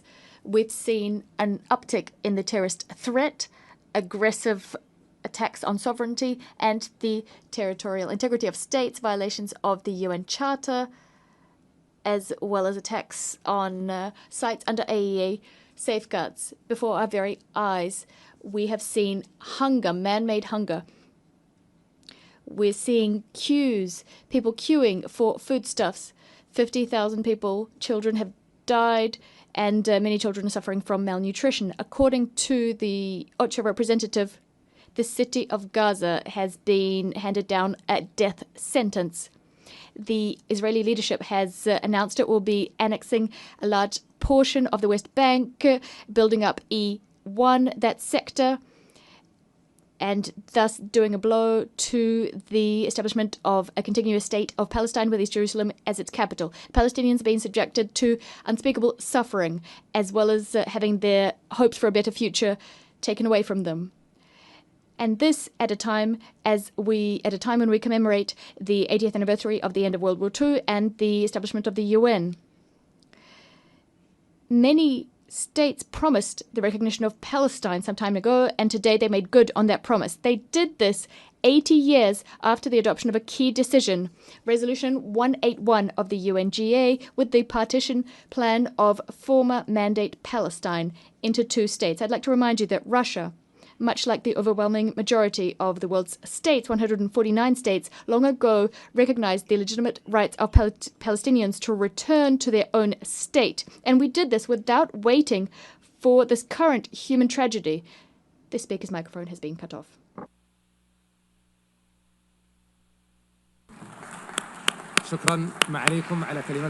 I thank you, Your Excellency, for this statement, and I give the floor to His Excellency, the Secretary General of the League of Arab States.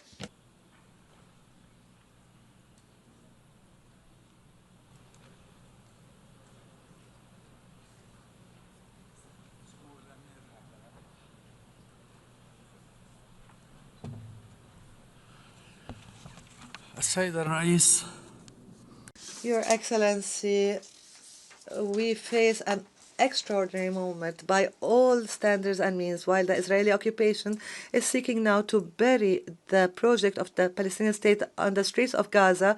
We see the representatives of the overwhelming majority of the countries of the world and at highest levels to save this project. We are here today not to save the Palestinian state only, but to also save some of our common humanity. I would like to remind everyone that the State of Israel was established through a UN resolution, and the recognition the states recognizing Israel had the biggest impact on the fact that it was established and given legitimacy. The UN resolutions stipulated the establishment of Palestinian state to be established alongside Israel, but this state did not see the light of day for several reasons. We have a duty, this important duty, to make this conference a major milestone on a path that is important and a road that is irreversible towards implementing the two-state solution, and for the states to recognize the Palestinian state today. They should also have the duty of protecting Palestinians against systematic killing and the Palestinians against punitive measures that undermine future opportunities and bring us backwards. Thank you, Mr. President. I thank you, Your Excellency, for this statement. This would be our last speaker for this afternoon. The 5th plenary meeting is hereby resumed. I now invite my fellow co-chair to make his statements. À vous remercier, chef d'État et de gouvernement. I wish to thank you, heads of state and government, ministers, foreign affairs and official representatives, for having participated in this historic conference on the margins of the UN General Assembly. The conference has allowed us to take note of the significant progress that has been made since the conference last July.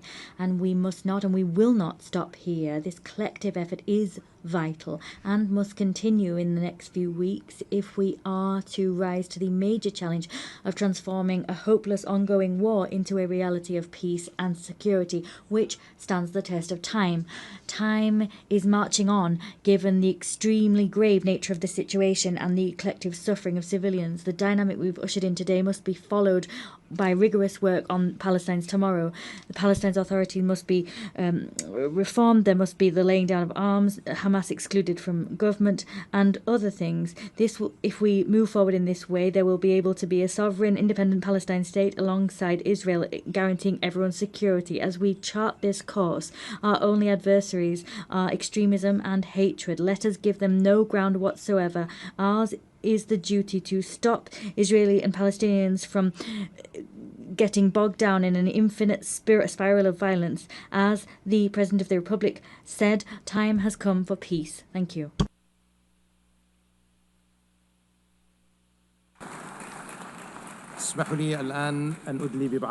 Allow me to make some concluding remarks. The Kingdom of Saudi Arabia expresses its appreciation to all countries that have announced their recognition of the State of Palestine and its deep appreciation of President Mahmoud Abbas for his unwavering commitment to peace. These recognitions today are not symbolic but reflect a will and a responsibility in fulfilling the right of the Palestinian people to self-determination and decisive action towards ending occupation and make the two-state solution a reality that is irreversible. Based on what we have witnessed today and this growing consensus, international consensus, we will continue to work with all our partners in order to end the Israeli aggression and ensure accountability, achieve sustainable peace and prosperity for Palestinians and all countries in the region. We also thank our partners, the Republic of France, for their constructive efforts and genuine efforts to support the peace and the path of peace. I therefore conclude and we come to the end of the conference for the peaceful settlement of the Palestinian question and the implementation of the two-state solution. The meeting is adjourned. Congratulations.